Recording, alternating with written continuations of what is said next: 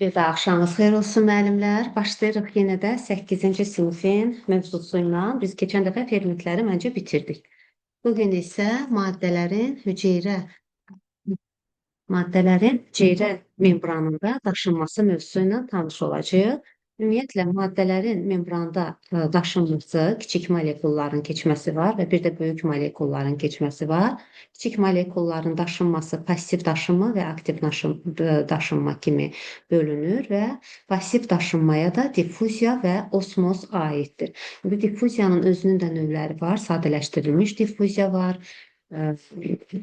Adi, asanlaşdırılmış sadə diffuziya var, asanlaşdırılmış diffuziya var. Ancaq o hissələrim sizə o qədər də vacib deyil. Əsas bu dərsliklərdə olanları mükəmməl bilək. Diffuziya nədir? Diffuziya nə birdir? Diffuziya qaz və maye halında olan maddələrin bir-birinə daxil olması prosesidir və burada da göstərir ki, A nöqtəsində ətir şüşəsi sınıbdır deyir və molekullar otağın bütün hissələrinə dağıdılır. Burada A nöqtəsində ətrin töküldüyü şüşə təmsil olunur.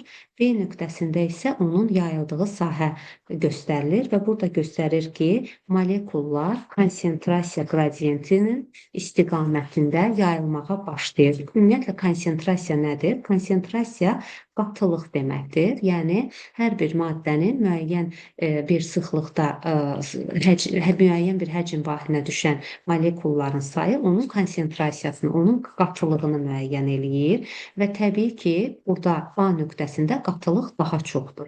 Düzdürmü? Çünki ətir şüşəsi burada dağılıbdır. Burada konsentrasiya, qatılıq daha çoxdur. Və otağın digər nöqtəsində isə bu hissədə molekullar yayılmağa başlayır. Burada konsentrasiyanın daha aşağı olduğunu göstərir. Deməli, bu iki nöqtə arasında qatılıq fərqi var. Buna konsentrasiya qradiyenti deyilir. İki sahə arasında konsentrasiya fərqinə, yəni qatılıq fərqinə nə deyilir? Konsentrasiya qradiyenti deyilir. Qradiyent yəni dərəcənin dəyişməsi deməkdir də, dəyişmə deməkdir. Burada da qatılıq dəyişdiyinə görə buna qatılıq qradiyenti və ya konsentrasiya qradiyenti demək olar. Və konsentrasiya qradiyenti nə qədər böyükdürsə, bir o qədər də diffuziya sürəti daha yüksək olacaq. Yəni, qatılıqlar fərqi yüksək olan yerdə diffuziyanın sürəti daha yüksək olacaq. Həmçinin diffuziyanın sürəti temperaturdan da asılı olacaq. Çünki hər bir qazların, mayələrin, molekullarının hər biri kinetik enerjiyə malikdir və temperatur artdıqda da onların kinetik enerjisi də artır və beləliklə daha sürətli hərəkət etməyə başlayırlar və daha sürətli yayılmağa başlayırlar. Və passiv nəqildə maddələr, molekullar və ya ionlar qatılığın çox olduğu yerdən qatılığın az olduğu yerə keçir. Ona görə də burada enerji sərf olunmur. Enerji sərf olunmasına ehtiyac olmur və ona görə də biz ona passiv daşınma deyirik. Deməli, passiv nəqildə molekullar və ionlar hansı istiqamətdə hərəkət edir? Konsentrasiya qradiyentinin istiqamətində, yəni qatılığın çox olduğu yerdən qatılığın az olduğu yerə doğru molekullar və ionlar hərəkət eləyir. Və dərslikdə də qeyd eləyir ki, diffuziya təsadüfi hərəkət nəticəsində zərrəciklərin, yəni ionların və ya molekulların daha yüksək konsentrasiyalı sahədən daha aşağı konsentrasiyalı sahəyə yer dəyişməsidir. Deməli, hansı istiqamətdədir hərəkət? Konsentrasiya qradiyentinin istiqamətindədir. Və nə zaman diffuziya böyük olacaq? Konsentrasiya qradiyentindən diffuziya necə asılıdır soruşsa, düz mütənasib asılıdır. Konsentrasiya qradiyenti nə qədər böyükdürsə, diffuziya sürəti də bir o qədər böyük olacaq. Yəni, diffuziya sürətinin konsentrasiya qradiyentindən asılılıq qrafikini çəkdirsə, belə düz, yəni artan düz mütənasiblik qrafiki çəkəcəksiniz. Yəni, bir-birindən düz mütənasib asılıdır. biri artdıqda o biri də artır. Konsentrasiya gradiyenti nə qədər böyüksə, diffuziya sürəti də bir o qədər böyük olacaqdır. Və maddələr yüksək konsentrasiyalı sahədən aşağı konsentrasiyalı sahəyə, yəni qatılığın çox olduğu yerdən qatılığın az olduğu yerə keçəcəklər. Və indi bir də baxaq bura. Bu da vacib məsələlərdəndir. Çünki hüceyrələrdə biz bilirik ki, diffuziya yolu ilə, məsələn, alveollarda qazlar mübadiləsi diffuziya yolu ilə gedir və yaxud da bağırsaqlarda glukoza kimi kiçik molekulların keçməsi qismən diffuziyaya əsaslanır. Yəni, orqanizmdə, hüceyrələrdə də diffuziya önəmlidir. Və burada da müxtəlif ölçülü kublar verilib. Bax, bu kiçik kubun tilinin uzunluğu 1 millimetrdir. Bunun isə böyüyün, indi ortadakıları buraxılanda vaxt getməsin. Bu böyüyün, ən böyüyünün isə tilinin uzunluğu 10 millimetrdir. İndi burada hansında tek ölçülüdə sahənin həcmə nisbəti böyük olar, yoxsa böyük ölçülüdə? Sizcə müəllimlər, kiçik ölçülü kubda, bəli, kiçik ölçülü kubda sahənin həcmə nisbəti daha böyük olacaq. Gəlin indi baxaq. Burada göstərir kubun səthinin sahəsi. Kubun bir üzünün sahəsini tapmaq üçün enini uzunluğa vururuq da, yəni 1 vur 1, 1-in kvadrat. 6 dənə üzü olduğuna görə yazıram 6 vurulsun 1-in kvadratı. O da neçə eləyir? 6 kvadrat millimetr eləyəcək. Bəs həcmini necə tapırıq? En vurulsun uzunluq, vurulsun hündürlük. Üç ölçülülərdə həcmi bu şəkildə tapırıq. Deməli, burada da hər tərəfi 1 olduğuna görə kubdu da, eni də, uzunu da, hündürlüyü də bərabərdir. Deməli, 1-in kubu eləyəcək. 1-in kubu da elə 1-ə bərabərdir. Sahənin həcmə nisbəti, S-in V-yə nisbəti 6-nın 1-ə nisbəti. Neçəyə bərabər oldu? Elə 6-ya bərabər oldu. İndi bu böyük ölçülü kuba baxaq. Bunun səthinin sahəsi 6 üzü var və bir üzünün sahəsi də 10 vur 10. Yəni 100 eləyir. Deməli, bu kubun səthinin sahəsi oldu 600 kvadrat millimetr. Həcmini də necə tapırıq? En vurulsun uzunluq, vurulsun hündürlük. 10 vur 10 vur 10. 10-un kubu. Bu da neçə eləyir? 1000 eləyir. 1000 kub millimetr. İndi sahənin həcmə nisbəti 600-ün 1000-ə nisbəti neçə eləyəcək? 0,6. Deməli, biz görürük ki, kiçik ölçülü cisimlərdə sahənin həcmə nisbəti daha böyük olur. Əksinə, böyük ölçülü cisimlərdə isə sahənin həcmə nisbəti daha kiçik olur. Deməli, diffuziya kiçik ölçülülərdə daha sürətli gedər də, düzdürmü? Bir balaca bir cismə, burada jelatin kublardır, qoyublar bənövşəyi boyaya. 20 saniyə ərzində bu balaca kub tamamilə boyanıb, amma böyük jelatin kubun boyanmasına isə 600 saniyə vaxt sərf olunub. Yəni, kiçik ölçülüdə diffuziya daha sürətli gedir, böyük ölçülüdə isə diffuziya daha zəif sürətlə gedəcəkdir. Deməli, səthin sahəsinin həcmə nisbəti artdıqca diffuziya sürəti də artır. Niyə? Çünki səthin sahəsinin həcmə nisbəti nə qədər böyükdürsə, cisim bir o qədər də kiçikdir. Bunun bizim hüceyrələrimizdə də böyük əhəmiyyəti vardır. Məsələn, görürük ki, səthin sahəsini artırmaq üçün nazik bağırsaqların içərisində xovlar əmələ gəlibdir. Mikroxovcuqlar səthin sahəsini böyüdür və yaxud ağciyərlərimizin içərisində alveolların əhəmiyyəti nədən ibarətdir? Səthin sahəsini artırmaqdan ibarətdir. Deməli, səthin sahəsi artdıqca orada diffuziya sürəti daha yüksək olacaq. Ona görə də bu tapşırıqda da soruşur ki, narıncı rəngə boyanma vaxtının səth sahəsinin həcmə nisbətindən asılılıq qrafikini deyir, çəkin. Biz gördük ki, sahənin həcmə nisbəti artdıqca boyanma vaxtı azaldı. Çünki diffuziya sürətləndi. Diffuziya sürətlənirsə, oyanma vaxtı azalır. Sürətlə zaman tərs mütənasibdir axı. Onda deməli qrafiki nə cür çəkirik? Bu şəkildə azalma qrafiki çəkəcəyik, tərs mütənasib çəkəcəyik. Yox, əgər desəydi ki, diffuziya sürətindən səthin sahəsinin həcmə nisbəti ilə diffuziya sürəti arasında asıllıq qrafikini çək, onda düz mütənasib çəkəcəkdik. Çünki səthin sahəsinin həcmə nisbəti burada böyükdür, burada balacadır. Böyüdükcə diffuziya sürəti artır. Çünki kiçik ölçülü cisimdir bu. Kiçik ölçülü cisimlərdə sahənin həcmə nisbəti daha böyük olur. Həmçinin də bu hüceyrələrdə də bu qanun keçərlidir. Çünki hüceyrələr də elə 3 ölçülü, 3 boyutludur da, yəni formadadır. Maddələrin toxuma və hüceyrələrə çatdırılmasında diffuziyanın effektivliyi haqqında hansı fikri söyləmək olar? Bəli, maddələrin toxuma və hüceyrələrə çatdırılmasında elə diffuziyanın rolu böyükdür də. Diffuziya nə qədər sürətli olsa, maddələrə də, toxuma və hüceyrələrə də maddələr bir o qədər sürətlə daxil olacaq. Sizcə diffuziyanın sürəti nədən asılıdır? Elə indicə qeyd elədik ki, səthin sahəsindən asılıdır. Sahə böyük olduqca, sahənin həcmə nisbəti böyüdükcə diffuziya da sürətli olacaq.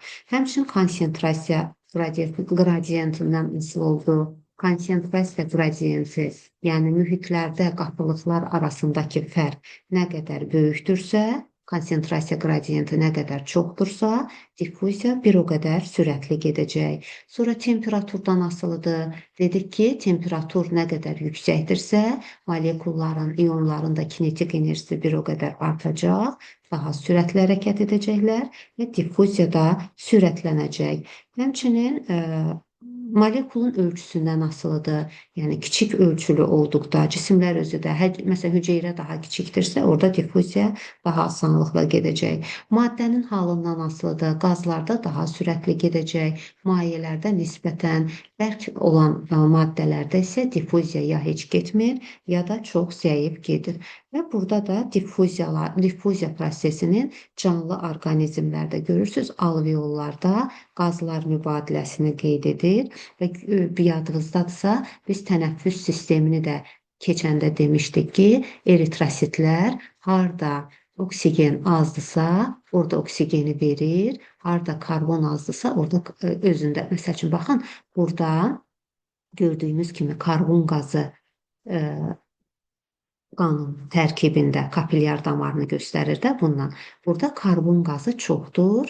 Burada isə, alveolda isə karbon qazı azdır. Oksigen çoxdur.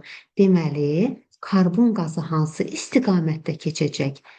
Qatılığının çox olduğu yerdən qatılığının az olduğu yerə. Görürsünüz, konsentrasiya qradientinin istiqaməti bu deməkdir. Maddə qatılığının çox olduğu yerdən maddə qatılığının az olduğu. Axı burada karbon çoxdur, burada alveolda azdır. Deməli karbon hara keçəcək? Qandan alveola keçəcək. Sonra isə bu nəfəs vermə zamanı təbii ki belə olacaq. Nəfəs alma zamanı isə indi burada çoxaldı. Oksigenin miqdarı, karbon qazının miqdarı, oksigen azaldı. İndi oksigen hansı istiqamətdə keçir? Oksigen indi burada çoxdur, burada azdır.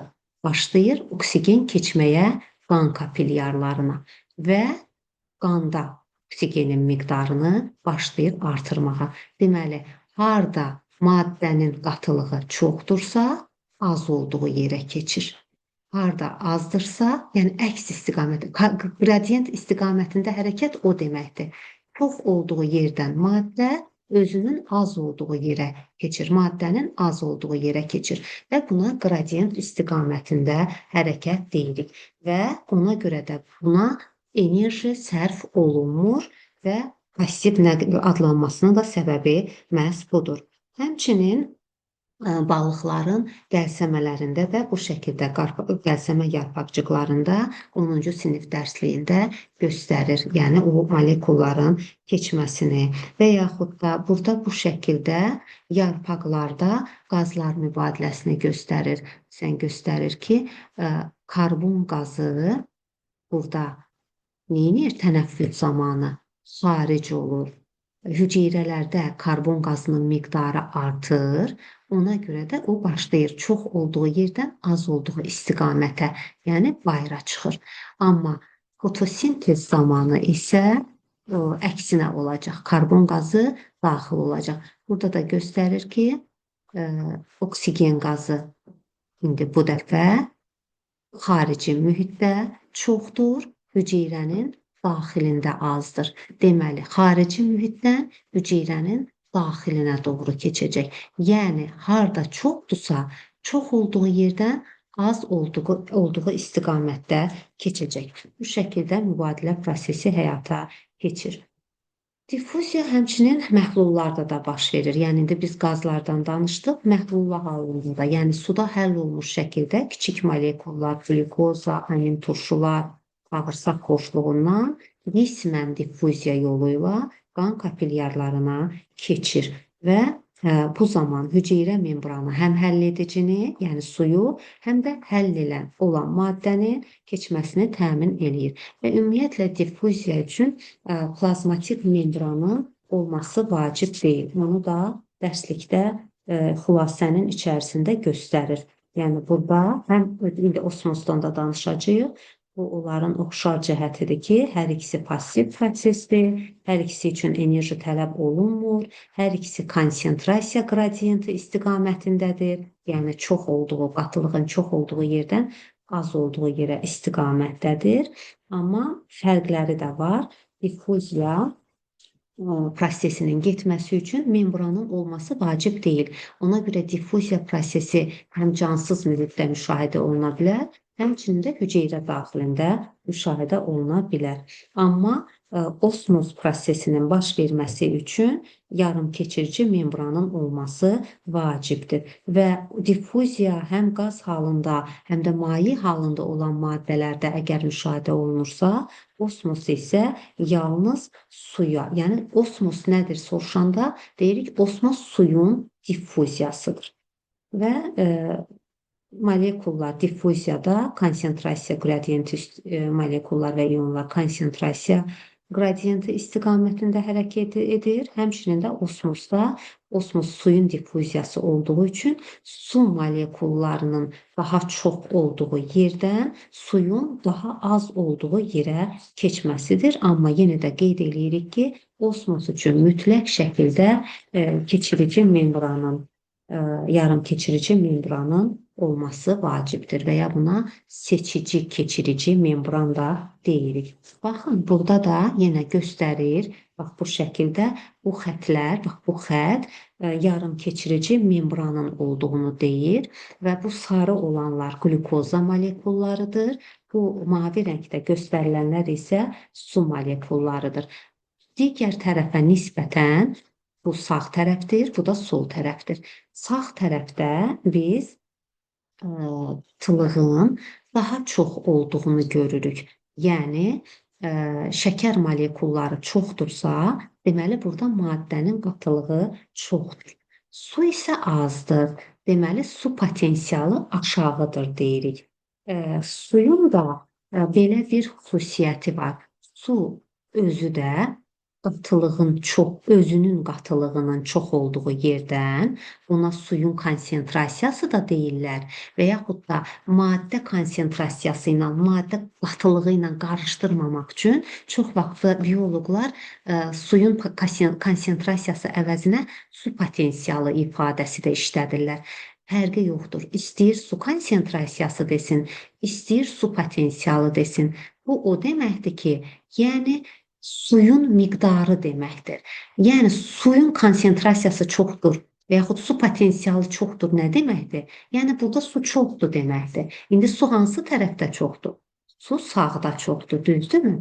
Deməli su molekulları hansı istiqamətdə keçəcək? Bax, bu istiqamətdə keçəcək. Sağdan sola doğru hərəkət eləyəcək. Və suyun çox olduğu mühitə hipotonik mühit deyirik. Suyun az olduğu mühitə isə, yəni maddə qatılığının çox olduğu mühitə isə hipertonik mühit deyirik. Və su həmişə özünün çox olduğu yerdən özünün az olduğu yerə keçəcək. Məsələn, bunu həmişə izah eləyəndə deyirik ki, salata, pomidora, xiyara niyə əvvəlcədən su tökmürük, duz vurmuruq daha doğrusu? Çünki bu zaman pomidor, xiyar suyunu itirəcək. Niyə? Çünki mühit duz qatı mühitdir. Burada su potensialı azdır. Amma pomidor hüceyrənin içində su çoxdur. Su potensialı yüksəkdir. Deməli, su hardan hara keçəcək? Özünün çox olduğu yerdən, yəni pomidorun hüceyrəsindən suyun az olduğu yerə, yəni duza keçəcək. Və bu şəkildə hüceyrə suyunu itirəcək, salat büzüşəcək. İndi o barədə danışacağıq. Bir də baxaq, osmos nədir?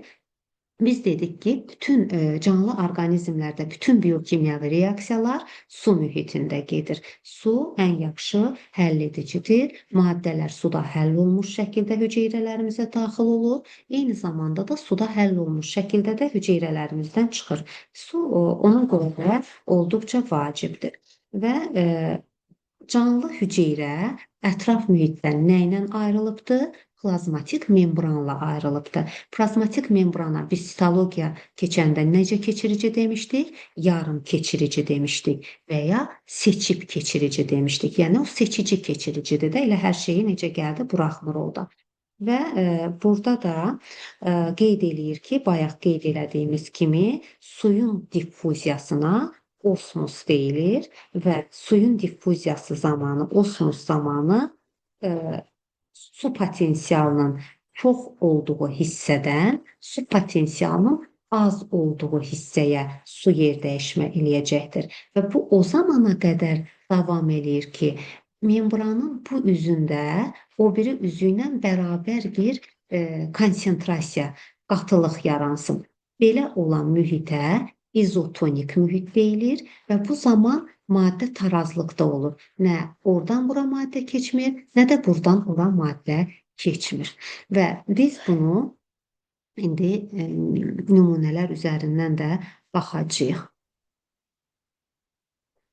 Burada göstərir ki, kartof dilimlərini eyni ölçüdə, eyni formada kəsirlər və müxtəlif duzlu məhlullara qoyurlar. Məsələn, bu 0, yəni duz qoyulmamış adi təmiz sudur. 1, artıq 1% duz töküblərsə, bu deməli hələ qatılığın az olduğu mühitdir. Biz buna necə mühit deyirik? Hipotonik mühit deyirik. İndi biz bura əgər kartof dilimləri qoymuşuqsa, müəllimlər, nə baş verəcək? Həmin kartof dilimi suyunu itirər, su hansı istiqamətdə gedər? Hüceyrədən suya keçər, yoxsa su hüceyrənin içərisinə keçər? Necə sizcə necə fikirləşirsiniz? Hüceyrədən suya keçər də mühitə.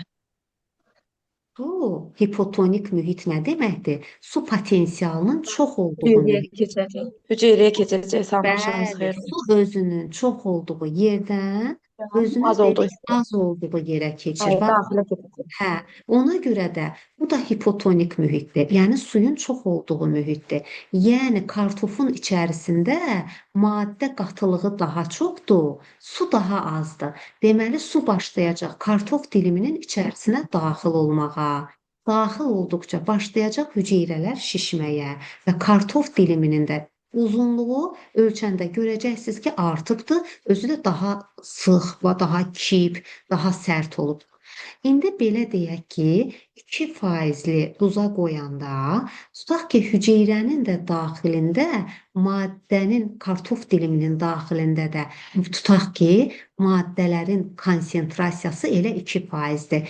Bu mühit, bəli, kartof dilimi üçün izotonik mühit sayılacaq. Çünki hüceyrə daxilində də, hüceyrənin xaricində, suda da eyni konsentrasiya, eyni maddə qatılığı eyni qədərdir. Belə mühitə nə dedik? İzotonik mühit dedik. Bu zaman nə kartofdan suya çıxmayacaq su, yəni nə hüceyrə suyunu itirməyəcək, nə də hüceyrəyə xaricdən su girməyəcək. Yəni tarazlıqda olduğu üçün, konsentrasiya tarazlığı olduğu üçün heç bir maddə yer dəyişməsi baş verməyəcək. Kartof dilimi olduğu kimi də qalacaq. İndi tutaq ki, biz bu kartof dilimini qoyduq 3% duz məhluluna. Axı kartofun içində maddənin qatılığı 2% idi. Deməli su Hə, harda çoxdur? Su içəridə. kartofun içində çoxdur, bəli. Elə bil ki, şirin çay eləmisiniz də stəkanda.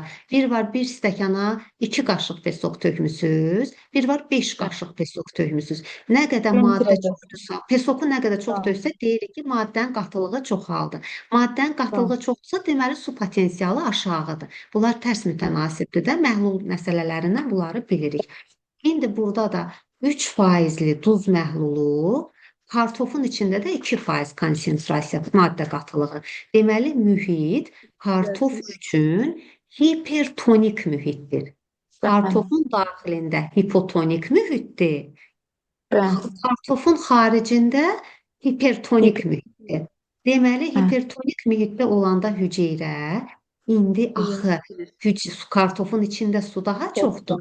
Deməli, o su Bəli, hara çıxacaq? Bayıra çıxacaq. bəli, Başlayacaq kartof dilimi suyunu itirməyə. Suyunu bəli. itirdikcə nə edəcək?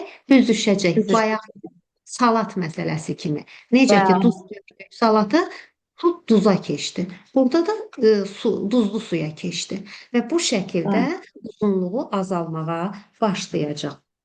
Və yenə dərslikdə qeyd eləyir ki, hüceyrə daha az su potensialı olan məhlulda yerləşdirilirsə, su osmos yolu ilə hüceyrəni tərk edir.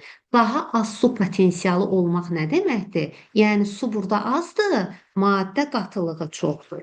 Maddə qatılığı çoxdursa, deməli, ə, su Hüceyrə suyunu itirəcək. bəli, hüceyrə suyunu itirəcək. Nəticədə hüceyrə büzüşəcək. Amma biz hər şey üçün də büzüşmə deyə bilmərik. Bitki və Bəli, heyvan hüceyrələrində fərqli olacaq. Bitki hüceyrələrində nə var? Hüceyrə divarı var. Hüceyrə divarı onu çox da kiçilməyə qoymayacaq. Axı o möhkəmdir. Ona görə də sitoplazma plazmatik membrandan neyniyir? Aralanır.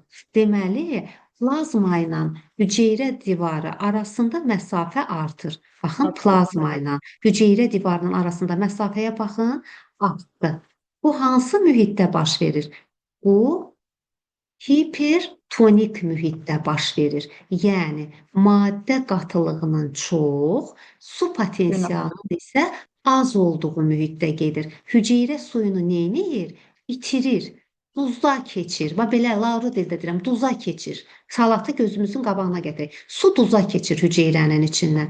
Ona görə də bax bu şəkildə o kiçilməyə başlayır, amma az kiçilir. Çünki hüceyrə divarı onu çox da kiçilməyə qoymur.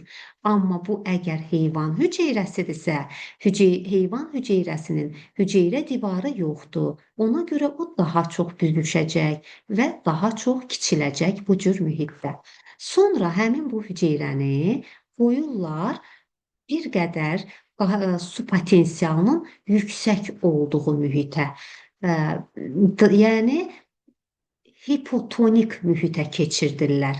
Suyun çox, qatılığın isə, maddə qatılığının isə az olduğu mühitə keçirdirlər. İndi su çox olan yerdən az olan yerə, yəni hüceyrənin içinə keçməyə başlayır. Keçdikcə başlayır plazma ilə hüceyrə divarının arasındakı məsafə neynəməyə? Azalmağa. Yəni artıq hüceyrə divarının tərəf bu dolmağa, şişkinləşməyə başlayacaq. Buna diplazmoliz deyirlər. Bitkidə, heyvanda yox. Bitkidə suyunu itirməyə plazmoliz, təzədən geriyə su almağa deplazmoliz deyirlər. Heyvanda isə bu prosesə büzüşmə, buna isə normal hal deyirlər. Və indi bunu biraz da çox su potensialının çox olduğu yerə qoyurlar.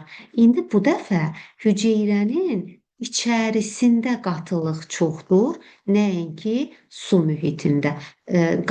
Su mühitində qatılıq azdır, hüceyrənin daxilində qatılıq çoxdur və biraz da başlayır su yenə də hüceyrələrin içərisinə neynəməyə? daxil olmağa və tamamilə şişkinləşir. Buna turqor hadisəsi deyirlər. Yenə də deyirəm bitkilərdə.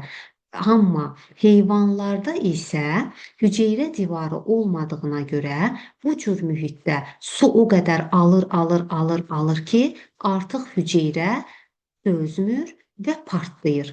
Buna lizis hadisəsi deyilir. Əgər bu hadisə eritrositlərdə, qan hüceyrələrində baş verirsə, o zaman hemoliz adlandırırıq. Yəni hemoliz sözü, lizis sözü eyni anlamdadır əslində. Sadəcə olaraq qan hüceyrələrində olanda hemoliz deyirik. Bitki hüceyrəsində turqor baş verir, heyvan hüceyrəsində lizis və ya hemoliz baş verir. Deməli, osmos təzyiqi nədir? Osmos təzyiqi qatılığın hüceyrə divarına təzyiqidir. Bəs turqor nədir? Turqor suyun hüceyrə divarına təzyiqidir və osmos təzyiqi ilə turqor təzyiqinin fərqi sorucu qüvvə əmələ gətirir və bu sorucu qüvvə nə zaman sıfıra enəcək? O zaman sıfıra enəcək ki, onlar osmos təzyiqi ilə turqor təzyiqi bərabərləşsin. Bu da nə zaman bərabərləşəcək? İzotonik mühitdə bərabərləşəcək və ona görə də izotonik mühitdə sorucu qüvvə olmadığına görə nə maddə daxil olmaz, nə maddə xaric olmaz. Belə bir yenə nümunə göstəririk. Bitkinin əgər torpağa çoxlu gübrə versək, nə baş verəcək? Bitki məhv olacaq. Bitki niyə məhv olur çox gübrə verəndə? Çünki həddindən artıq çox gübrə verəndə biz torpaqda qatılığı neynəmiş oluruq? Maddə qatılığını artırmış oluruq. Maddə qatılığı çoxdursa, deməli, osmotik təzyiq orada yüksəkdir, su potensialı isə aşağıdır. Deməli, su bitkinin kök hüceyrələrindən torpağa doğru keçməyə başlayacaq. Bitki kökləri suyunu itirəcək. Bitki torpaqdan su ala bilməyəcək. Ona görə də bitki məhv olacaq. Biz niyə bitkilərə şor su vermirik, duzlu su vermirik? Çünki o zaman hüceyrənin içinə su daxil ola bilməyəcək. Biz hər zaman şirin su veririk ki, torpaqda su potensialı, kökdə olan su potensialından yüksək olmalıdır ki, su əmici tellər vasitəsilə daxil ola bilsin kökə. Yoxsa daxil olmaz. Yəni, torpağın qatılığı, maddə qatılığını deyirəm, kök əmici tellərinin qatılığından hər zaman aşağı olmalıdır. Aşağı olmalıdır ki, su neynəsin? Hüceyrəyə daxil olsun və yaxud su potensialı torpaqda daha yüksək olmalıdır. Yəni, maddə qatılığı ilə su potensialı tərs mütənasibdir də. Qatılıq çoxdursa su potensialı azdır, qatılıq azsa su potensialı çoxdur. Torpaqda su potensialı çox olmalıdır ki, qatılıq az olmalıdır ki, su hara girə bilsin, kök hüceyrəsinə daxil ola bilsin. Ona görə biz şor su ilə heç vaxt bitkiləri suvarmırıq. Turqorun bitkilər üçün də böyük əhəmiyyəti var. Məsələn, ağızcıqların açılıb qapanması prosesi məhz turqora əsaslanır. Ağızcıqlar örtük toxumasının xüsusiləşmiş hüceyrələri olub, hər biri ağızcıq bir strukturdur. Bir ədəd ağızcıq adlanan struktur 2 ədəd qapayıcı hüceyrədən ibarətdir. Və qapayıcı hüceyrələrin, ağızcıqların fikir verin, daxili hissəsi daha qalın olur membranı, xarici hissəsində qlaf daha nazik olur və su hüceyrənin içərisinə daxil olub qlafa təzyiq göstərəndə ki, buna nə dedik? Turqor dedik. Bu zaman içəri divar qalın olduğuna görə, içəri qlaf qalın olduğuna görə hansı tərəfə doğru şişəcək? Nazik tərəfə, xaricə doğru şişəcək və beləliklə bu aralarında qalan yarıq genişlənəcək, ağızcıq açılacaq. İndi turqor təzyiqi aşağı düşsə nə olacaq? O zaman büzüşəcək və ağızcıq yarığı qapanacaq. Deməli, ağızcıqların açılıb qapanmasında turqorun böyük əhəmiyyəti vardır. Eyni zamanda bitkilərdə xüsusən də mexaniki toxuması çox zəif inkişaf etmiş ot bitkilərində onların dik dayanmasını təmin edən nədir? Məhz suyun hüceyrə divarına təzyiqi, yəni turqor hadisəsidir.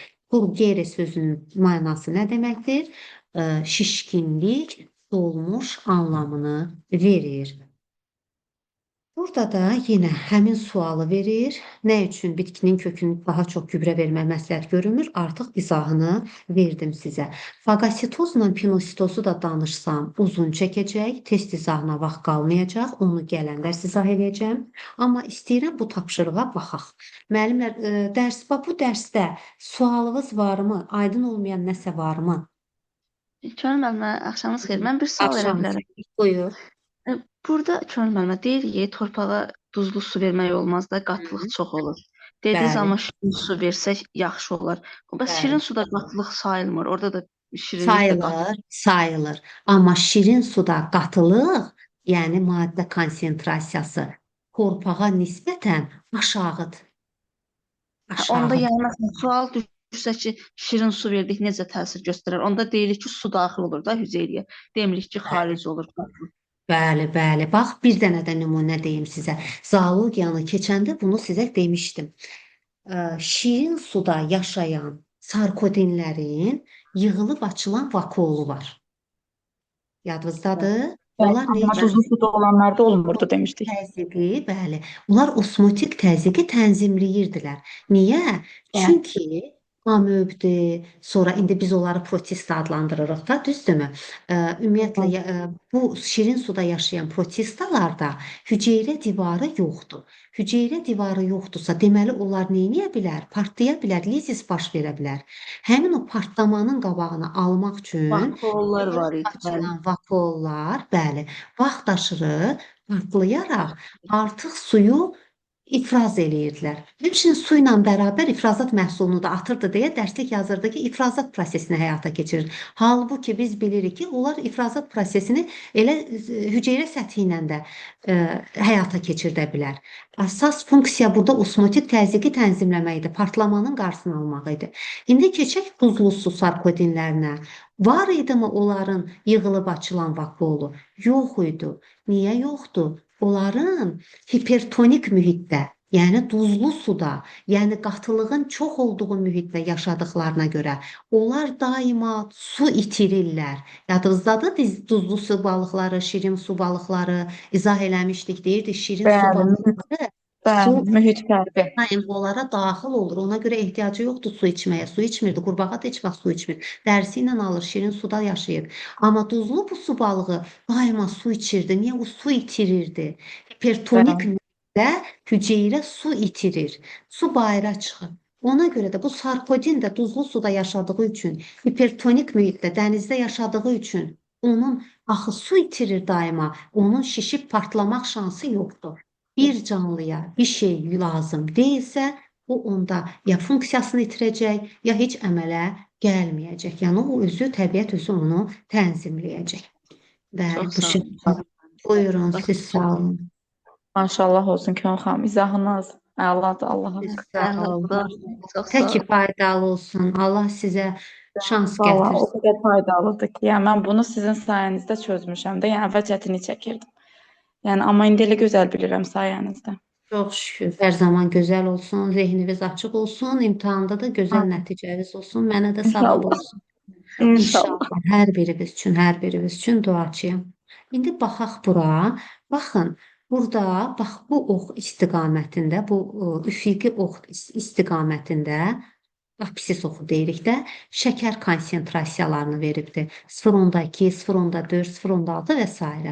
Burada isə üfüqi oxda, ordinat oxunda kartofdur deyəsən, hə? Bəli, kartof dilimlərinin kütlələrinin dəyişməsini göstərir. Biz indi diqqətlə bura baxsaq görəcəyik ki, 0.4-ə qədər şəkər konsentrasiyası 0.4%-ə olana qədər bu kartof diliminin kütləsi artan istiqamətdə gedir. Fikir verin, arta gedibdir. Deməli, Bu kartof üçün, bu kartof dilimi üçün 0,4-ə qədər olan şəkər konsentrasiyası onun üçün hipotonik mühitdir. Hipotonik mühitdir deyə, yəni kartof diliminin hüceyrəsinin özünün içində qatılıq 0,4-dən daha çoxdur deyə. Bu mühit onun üçün hipotonik mühitdir. O su alır. Su aldığı üçün onun kütləsi bax belə arta gedir.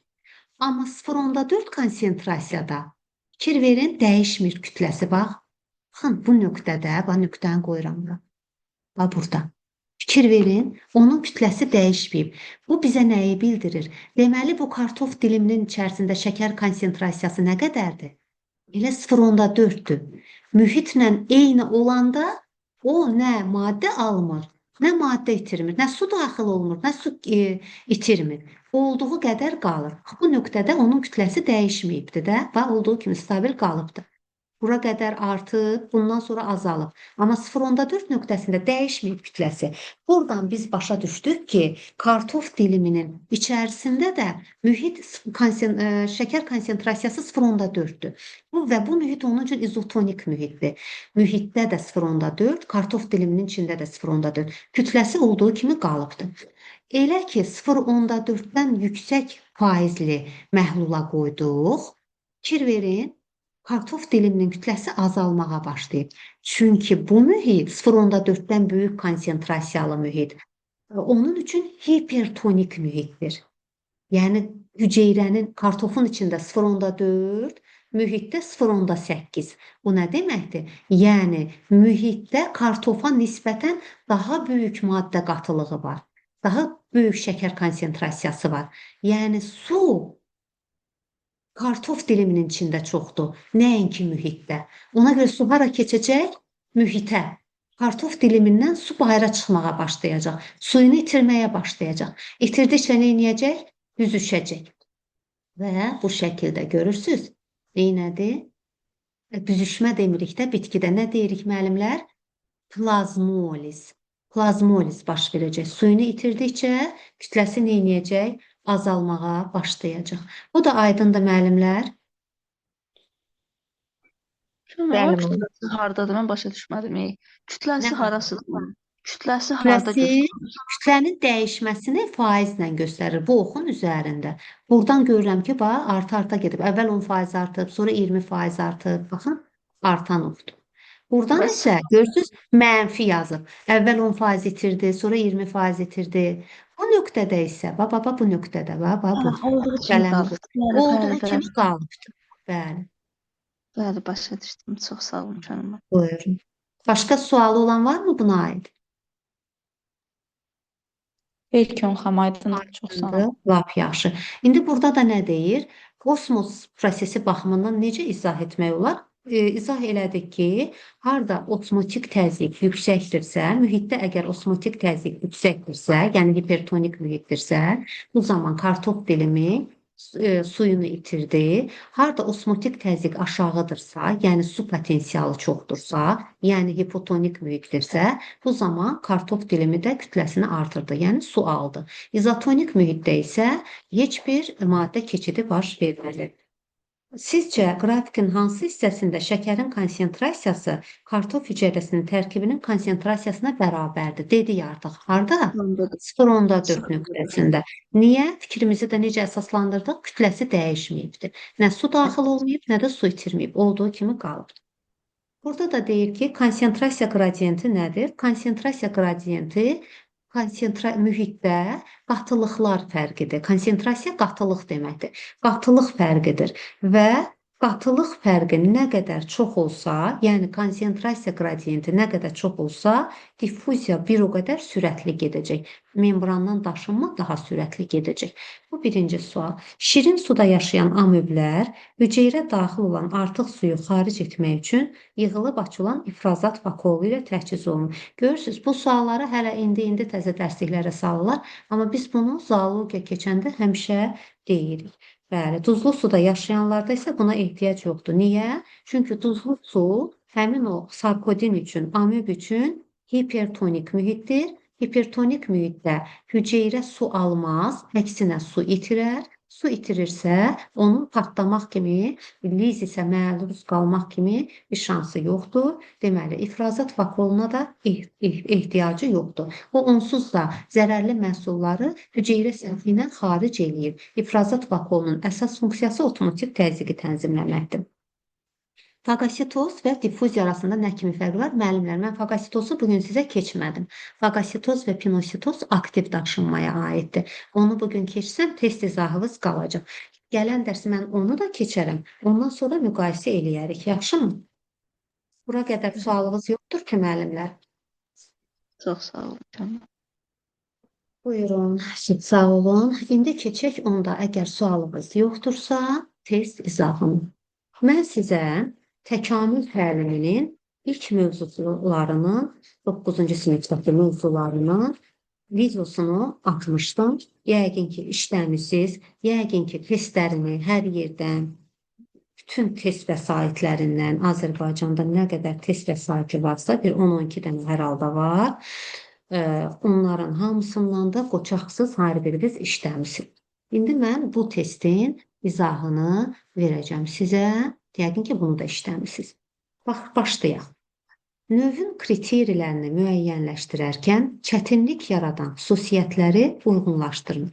Biz bilirik ki, növün 6 kriterisi var, amma hər bir kriteri ayrılıqda özünü doğrultmurdu. Çünki hər bir halda istisna nəysə bir şey var idi. İndi baxaq. Genom mutasiyalar. Mutasiya nədir? Xromosom sayının artması və ya azalmasıdır, yəni dəyişməsidir. Və bu zaman genetik kriteri pozulacaq. Niyə genetik kriteri pozulacaq? Çünki genetik kriteri xromosom sayına əsaslanır. Əgər genom mutasiya baş verərsə, bu pozulacaq. Deməli, mən A-nı yazıram 2-yə. Gen mutasiyaları. Gen mutasiyası nədir? Biz bunu nöqtəvi mutasiyada adlandırmışdıq. Zəncirdə nukleotidlərin yer dəyişməsi, yəni nukleotidin birinin zəncirdən düşməsi, bu zaman tamam fərqli bir zülal sintezi gedə bilərdi və yaxud gen fəaliyyətdən qalardı, heç həmin növ zülal sintez olunmazdı. Bu hansı kriterini pozacaq? Bu biokimyəvi kriterini pozacaq. Çünki biokimyəvi kriteri nəyə əsaslanırdı? Həmin o nukleotid ardıcıllığına əsaslanırdı. Deməli, B-ni yazacağıq biokimyəvi kriteriya. Kosmopolit növlər. Nə deməkdir kosmopolit? Yəni, dünyanın hər yerində yayılmış. Dam sərçəsi idi, boz siçovulu idi. Dünyanın deyir, hər yerində yayılıbdır.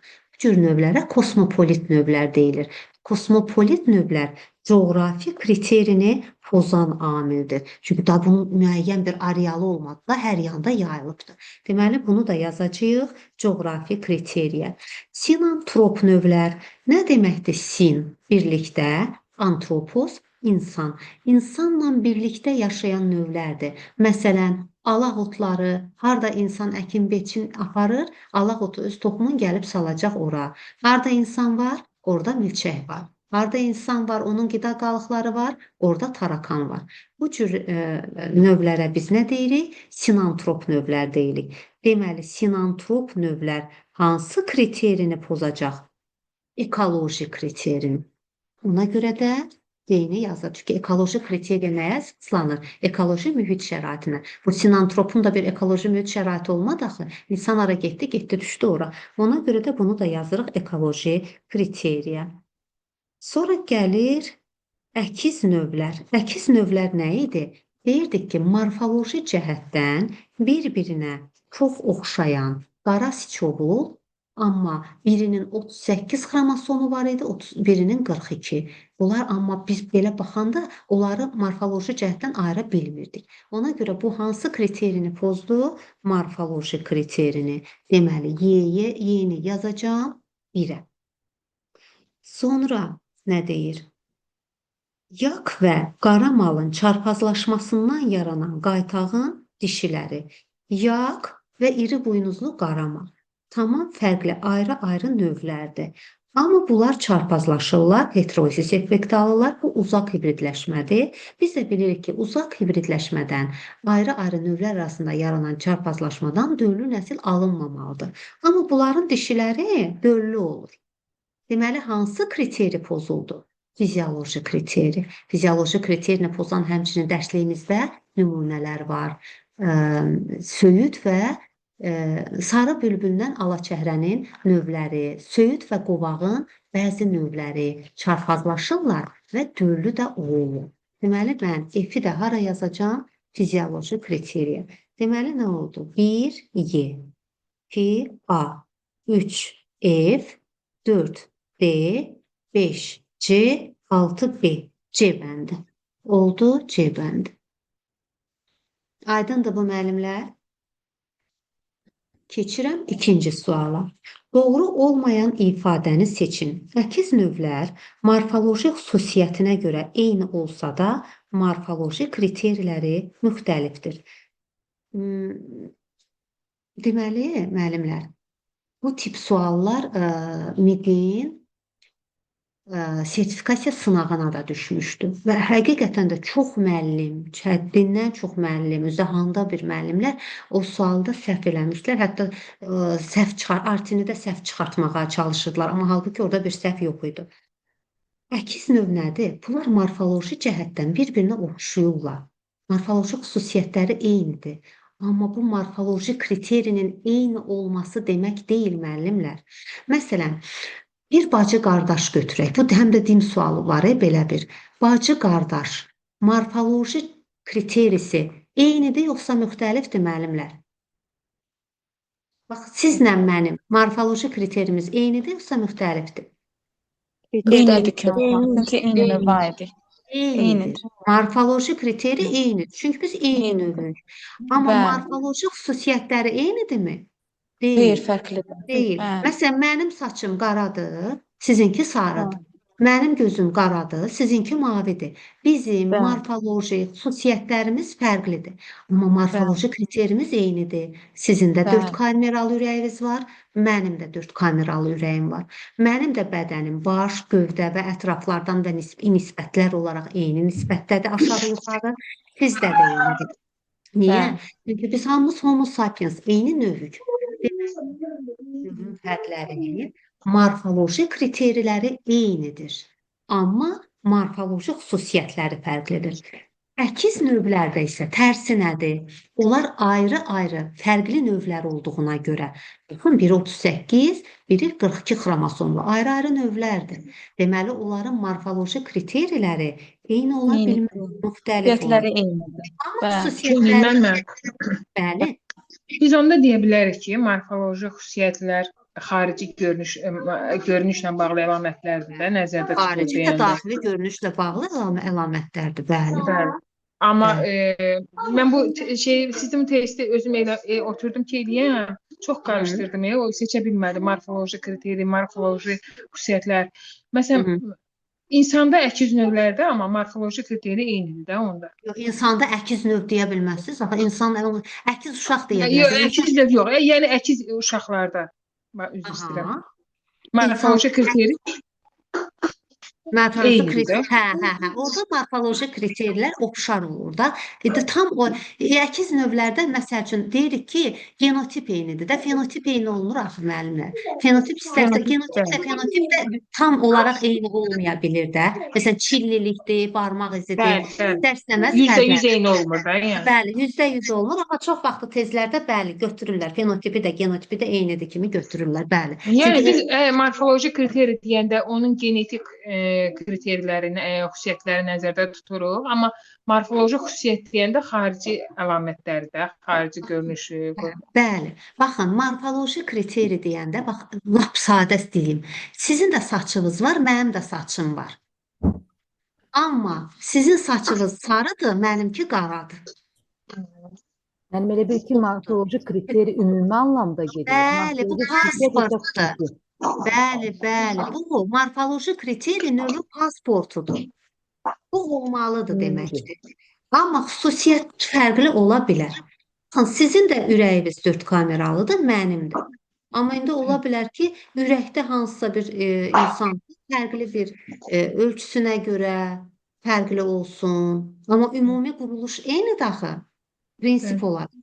Bəli. Deməli, Kriteri eyni. kriteri, növün adı üstündə nə deyirik? Növün kriterisi. Bu o demək ki, bu növün pasportudur. O eyni olmalıdır, eyni növlərdə. Amma xüsusiyyətlər fərqli ola bilər. Bəli. Teşekkürler. Çok sağ olun. Buyurun. Sonra deyir ki, Pavlin və Yakobin göyərçinləri morfoloji xüsusiyyətlərinə görə müxtəlif olsalar da, morfoloji kriterlərinə görə eynidir. Baxın, seleksiya mövzusunda orada müxtəlif göyərçin sortları var və göstərir ortada vəhşi çöl göyərçini, qaya göyərçini. Bu bir növdür və seleksiya yolu ilə ondan tovuz quşu göyərçini alıblar, Yakobin alıblar, Pavlin alıblar. Bunlar sortlardır. Sort nə idi? Üzr istəyirəm, cinslərdir. Amma cins deyəndə biz burada seleksiya yolu ilə almış növdən kiçik taksonu biz, süni taksonu nəzərdə tuturuq ha. Deməli, bu Pavlin də, bu Yakobin də ayrı-ayrı süni seçmə nəticəsində yaranan cinsdir, amma eyni növdə axı. Bunların əcdadı Kriterisi nədir? eyni olacak. Bəli, deməli bunların morfoloji kriterisi eynidir. Amma Xüsusiyyətləri bayaqki fərqlidir. nümunə, bəli, xüsusiyyətləri fərqlidir. Deməli, bu da doğru oldu. Sinantrop nə oldu? İnsanla birgə yaşamağa uyğunlaşmış növlər. Məsələn, milçək, məsələn, tarakan. İndi müəllimlər, milçək ayrı növ, nə bilim, tarakan ayrı növ. Alaq-ötü də bir ayrı növ. Deməli, bunların ekoloji kriteriləri ayrı-ayrı növ olduqlarına görə ekoloji kriteriləri müxtəlifdir. Amma gəlib bunlar öyrəşiblər, elə insan bunlar üçün yaxşı münbit bir şərait yaradıb, gəlib qonsunlar onun çörəyinə, insan harda, bunlar da orada. Deməli, onlar oxşar ekoloji xüsusiyyətlər qazanırlar. Deməli, ekoloji xüsusiyyətləri eynidir, amma ekoloji kriteriləri fərqlidir. Yenə qeyd edirəm, kriteri növ üçün pasportdur. Ayrı-ayrı növlərdə kriterilər fərqli olmalıdır. Amma xüsusiyyət eyni ola bilər ayrı-ayrı növlərdə. Bu da aydındır, müəllimlər. Avrapoid və negroidin. Bax, bu cümlə, bu sual elə bu idi əslində, Artinin sınavında. Avrapoid çox müəllim belə əməlli başlı spor elədi ki, sualın səhv olmağına bağlı, amma heç bir səhv yox idi. Avrapoid, negroid. Bunlar nədir? İkisi də homo sapiensdir. İkisi də insandır, növüdür. Deməli, bunların morfoloji kriteriləri eyni olacaq. Eynidir. Sadəcə olaraq xüsusiyyətləri fərqlidir. Avropoid sarışındır, negroid qara. O da mühitə uyğun olaraq, itdir də mühitə uyğun olaraq formalaşır. Deməli, onların morfoloji xüsusiyyətləri müxtəlif, morfoloji kriterləri isə eynidir. Yəni, Artidə düzgün olaraq qeyd eləmişdir. Y variantına baxırıq. Down sindromlu insanın və sağlam insanın genetik kriteriləri müxtəlif, lakin genetik xüsusiyyətləri eynidir. Və bu yanlışdır. Çünki Down sindromu artıq patoloji haldır. Deməli, onların genetik kriterisi də pozulub. Bu genetik xüsusiyyətləri də Burada hər ikisi müxtəlifdir də, eləmi? müxtəlifdir. Bəli. Ona görə doğru olmayan variant Y variantı olacaq. Bu da aydındır, müəllimlər. Şəkildə gördüyünüz heyvan haqqında hansı ifadəni işləmək olmaz? Bunlar kimdir? Qara siçovulun əkiz növləri. Neçə xromosom var? Birinin 38, o birinin 42 əzbərləmişik. Bəli, baxırıq indi. Qara siçovulun iki müxtəlif növüdür. Bəli. Xromosom yığımına görə fərqlənirlər. Bəli. Morfoloji cəhətdən fərqlənirlər. Morfoloji cəhətdən fərqlənmirlər. Başlayında cümləsidir. Morfoloji cəhətdən fərqlənmirlər deyə əkiz növ deyir onlar. Demir ha, morfoloji kriteriləri fərqlidir. Deyir morfoloji cəhətdən, yəni morfoloji xüsusiyyəti fərqlənir. Bəli, bu doğrudur. Daha doğrusu bu ifadəni işlətmək olmaz deyir də. Hə, morfoloji cəhətdən fərqlənirlər deyə bilmərik. Çünki oxşardılar. Amma bunların morfoloji kriteriləri fərqlidir. Kriteriləri fərqlidir, amma xüsusiyyətləri eynidir axı. Morfoloji cəhətdən Çünki fərqlənir. xromosom dəsti fərqlidir də, ona görə. Bəli. Diploid yığımında birinin 38, o birinin 42 ayrı-ayrı növdür. Kriterilər fərqlidir, amma xüsusiyyətlər eynidir. Morfoloji xüsusiyyətlər eynidir. Və biz buna morfoloji cəhətdən fərqlənməyən bu cür növlərə nə deyirik? Əkiz növlər deyirik. Yəni bu dərsliyin cümləsidir. Morfoloji cəhətdən onlar fərqlənmirlər. Morfoloji cəhətdən fərqlənməmək, morfoloji xüsusiyyətlərin eyni olması deməkdir. Morfoloji kriterinin yox. Kriteri o demək ki, pasportda eyni növ olsun. Növün pasportudur, belə deyək.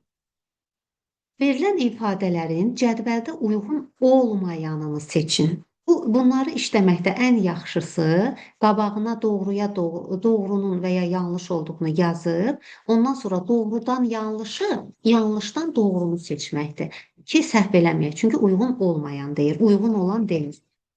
Dalayıcı qaymaq çiçəyi çəmən və tarlalarda bitir. Deməli, bizə dərslikdə, yenə təkrar üçün deyirəm, yəqin ki, oxumusunuz, təkrar yenə biliyin anasıdır.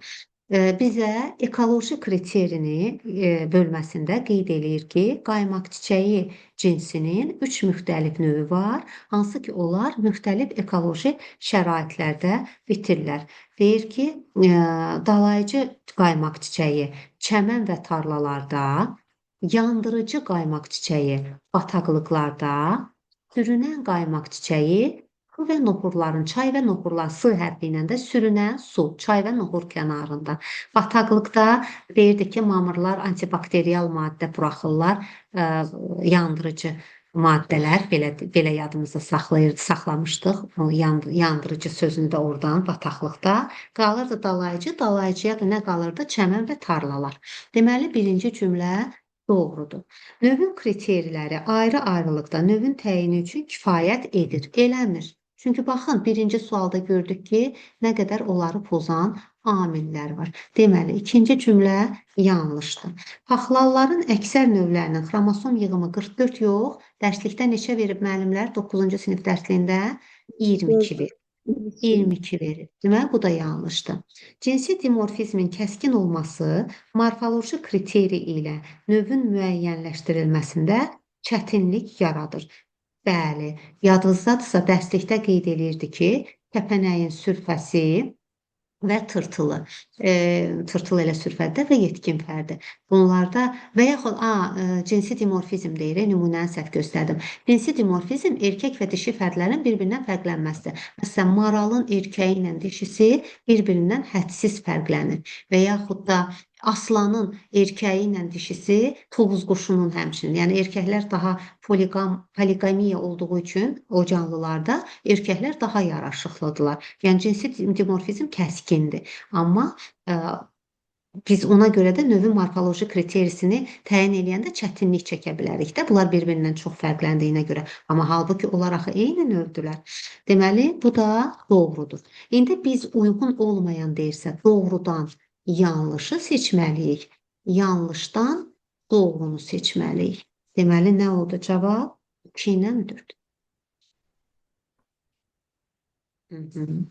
Bu da aydındır müəllimlər.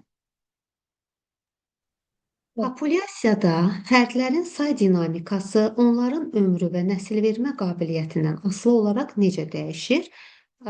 Hansı canlılar ki, hansı növlər ki uzun ömürlüdür, onlarda populyasiyanın dinamikası daha aşağı olacaq, yəni daha stabil olacaq. Məsələn, şil, nə bilim, 5 ildə bir dənə bala doğacaq, amma siçovul elə ildə 2-3 dəfə doğur tökür də balalıyız.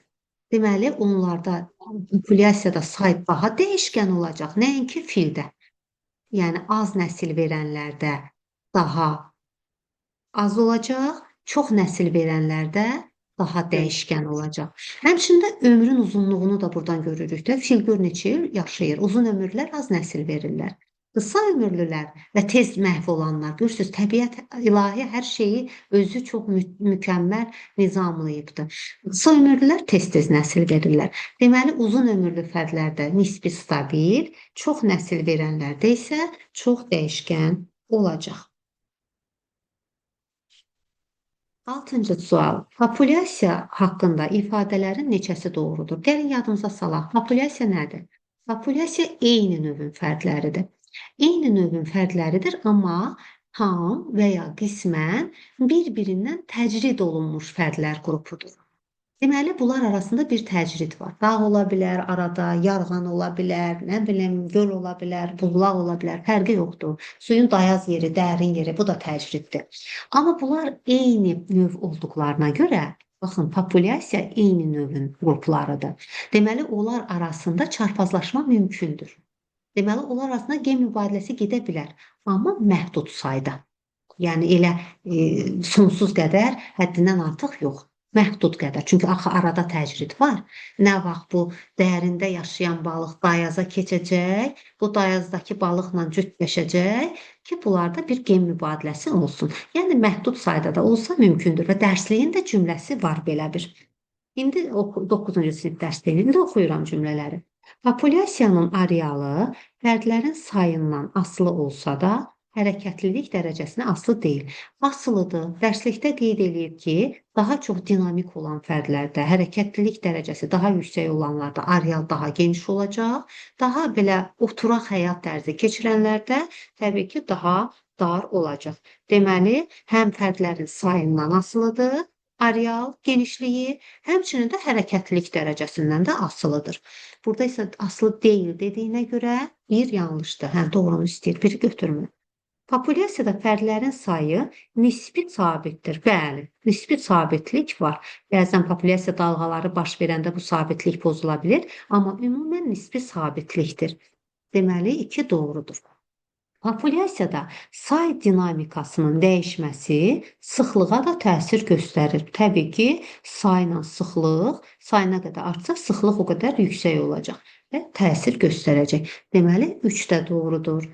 Cins tərkibi birin nisbətində olub, bu nisbət heç zaman dəyişmir. Bəli, cins tərkibi populyasiyalarda birə nisbətindədir. Bunu genetikanı keçəndə də demişik. 2:1 nisbətində erkək fərd, 2:1 nisbətində dişi fərd. Amma bu nisbət bəzən deyir, dəyişə bilər.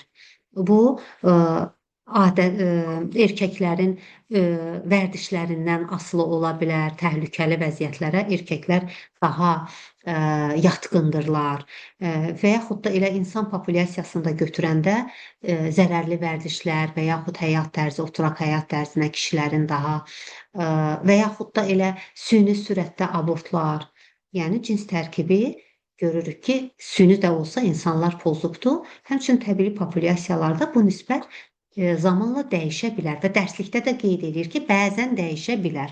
Heç zaman dəyişmir cümləsi yanlışdır. Populyasiyada təcrübəli yaşlı fərdlər üstünlük təşkil edərsə, populyasiya daha çox inkişaf edər. Əksinə, orada qeyd edir, nə qədər ki, gənclər üstündür, az yaşlılar üstündür, populyasiya daha dinamik inkişaf edir. Elə ki, yaşlı fərdlər üstünlük təşkil elədi, bu zaman populyasiya tənəzzülə doğru gedir. Deməli, burada doğru olan 2 və 3, yəni ikisidir. Bu da aydındır müəllimlər. Yəni, dərsliyin də cümlələridir ha bunlar.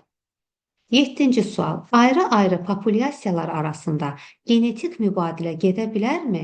Bayaq qeyd elədim. Ayrı-ayrı populyasiyalar eyni növün fərdlərinin qruplarıdır, düzdürmü? Deməli, gedə bilər. Amma necə gedə bilər? Onların arasında təcrid var deyə məhdud gedə bilər. Deməli, burada cavab nə bəndə olacaq? Gedə bilər, lakin təcridlər səbəbindən bu mübadilə məhdud olar. C variantı. Dərsliyin də cümləsidir. Karl Linneyin işlərinə aid deyil. 4 sistematik kateqoriyanı elmə gətirib hansılar idi? Növ, cins, dəstə, sinif. Deməli, A doğrudur.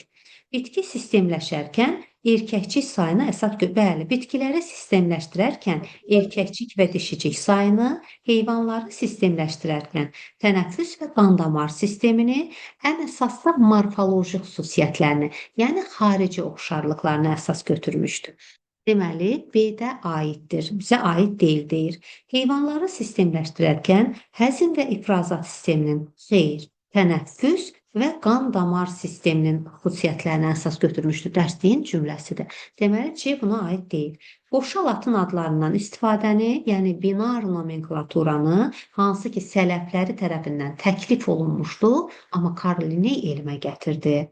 Ömrünün sonuna yaxın kreasionist fəlsəfi baxışlarında dəyişiklik. Kreasionizm nə idi? Hər şey ilahi tərəfindən yaradılıb və dəyişməzdir. İlahi ən mükəmməl yaradıb və o dəyişə bilməz. Və Karl Linney də kreasionist idi. Amma dərsliyin cümləsidir. Deyir, ömrünün sonuna yaxın o növlərin dəyişə biləcəyi qənaətinə gəldi. Lakin ömrü də yetmədi axı bunu sübut eləməyə. Ona görə biologiya tarixində elə kreasionist alim kimi qaldı. Deməli, Y bəndi də doğrudur. Evolüsiyon nə deməkdir? Çevrilmə deməkdir. İndi bu latın dilindədir. Bəs Yunan dilində evolüsiyon nə deməkdir? Çevrilmə nə deməkdir? Metabolizm. Dərslikdə lüğət tərkiblərində bu var. Və burada da alternativini istəyirdi. Necə ki, nukleus və karion. İkisi də nə deməkdir? Nüvə deməkdir. Biri latın dilindədir, biri Yunan dilində. Elmi adlar ya latın dilindən gəlir, ya Yunan dilindən gəlir də. Və yaxud da bios da həyat deməkdir, vita da həyat deməkdir. Bios Yunan dilindədir, vita latın dilindədir. Yəni bunlar bir-birinin alternatividir və dərslikdə də bunlar hamısı var. 10-cu sual. Lamarka görə qradasiyanın əsas hərəkət verici qüvvəsi nə idi? Lamark deyirdi ki, hər bir canlının daxilində əvvəlcədən tərəqqiyə doğru bir daxili meyl vardır. Və bu təkamülün qradasyonda tədricən yüksəlmə deməkdir. Əsas hərəkət verici qüvvəsidir deyirdi. Deməli, burada cavab olacaq D bəndi. Orqanizmlərdə əvvəlcədən qoyulmuş tərəqqiyə doğru daxili meyl. Zoologiyanın fəlsəfəsi kim yazıb? Jean-Baptiste Lamarck. Biologiya terminini elmə kim gətirir? Lamarck və Treviranus. Deməli, bu söhbət burada gedir Lamarckdan. Edilməyən fikirlərini əks etdirməyən variantı deyir seçin. Bitki və heyvanlar üzvi aləmin tarixi inkişafının nəticəsidir. Jean-Baptiste Lamarckın fikridir. Canlıların quruluşu tədricən, yəni qradasiya prinsipi ilə mürəkkəbləşir. Bu da doğrudur. Mühit şəraitinə uyğunlaşma qradasiyadan kənara çıxmalara səbəb olur. Bu da Jean-Baptiste Lamarckın fikridir. Qradasiyadan deyir kənara çıxmalar nəticəsində onlarda uyğunlaşma, tələbat dəyişirdi. Sonra hansı orqanı ki inkişaf elətdirirdilər, o irsən nəslə ötürülürdü. Orqanizmlərin qohumluğu və mənşəyi elmi sistematikanın yaranmasında əsasdır. Bəli, ilk dəfə olaraq qohumluq və mənşə əlaqələrini sistematik qrup yaradarkən o götürmüşdü. Zürafələrin boynunun uzun olması təbii seçmənin nəticəsidir. Bunu Darwin demişdi. Təbii seçmənin nəticəsi kimi izah eləmişdi zürafənin boynunun. Dərslikdə şəkilləri var. Bəs Jean-Baptiste Lamarck nə ilə sübut eləmişdi? Məşq etdirməklə. Deyirdi ki, məşq etdirdikcə boynu uzanır və boynun uzun olmasının da səbəbi məhz həmin bu məşq etdirmədir. Deməli, 11-ci sualda düzgün olmayan, Jean-Baptiste Lamarck'a aid olmayan variant Y variantıdır. Bu ikinci. Bəli. Qohumluqla mənşəyi ilk dəfə Darwin deməmişdi onu yoxsa? İlk dəfə, bax testlərdə də belə götürür. İlk dəfə sözü olanda dim də belə götürülür. Jean-Baptiste Lamarck'a, çünki 9-cu sinif dərsliyinin cümləsidir o. Deyir ki, bax, o lap belə açım, sizə səhifəsini də deyim bir dəqiqə. Amma testlərdə qarşısında ilk dəfə, məsələn, bax, dində belə sual var. Təkamül nəzəriyyəsini ilk dəfə yaradıb. Onda Jean-Baptiste Lamarck götürür. Təkamül təliminin yaradıcısıdır. İlk sözü olmayan onda Darwin götürür. Bax, burada da 9-cu sinif. İlk sözü yoxdursa, indi kimi götürək? Burada ilk yazılmıyor. İlk yazılmasa da bu Jean-Baptiste Lamarck'ın işinə aiddir. Baxın, səhifə 102, 9-cu sinif dərsliyi əlinizin altında varsa, səhifə 102-ni açın. Yazıb ki, Jean-Baptiste Lamarck Linneyin sistematikasını təkmilləşdirərək bir deyil, çoxlu əlaməti əsas götürdü və ən başlıcası isə orqanizmin qohumluğunu və mənşəyini əsas götürməklə elmi sistematikanı yaratdı. Dərsliyin cümləsidir bu. qohumluğu və mənşəyi o əsas götürübdür. Və ilk dəfə o götürübdür. Amma ilk olmayanlarda təkamül təliminin yaradıcısıdır. İlk olmayanda Darwinin götürür.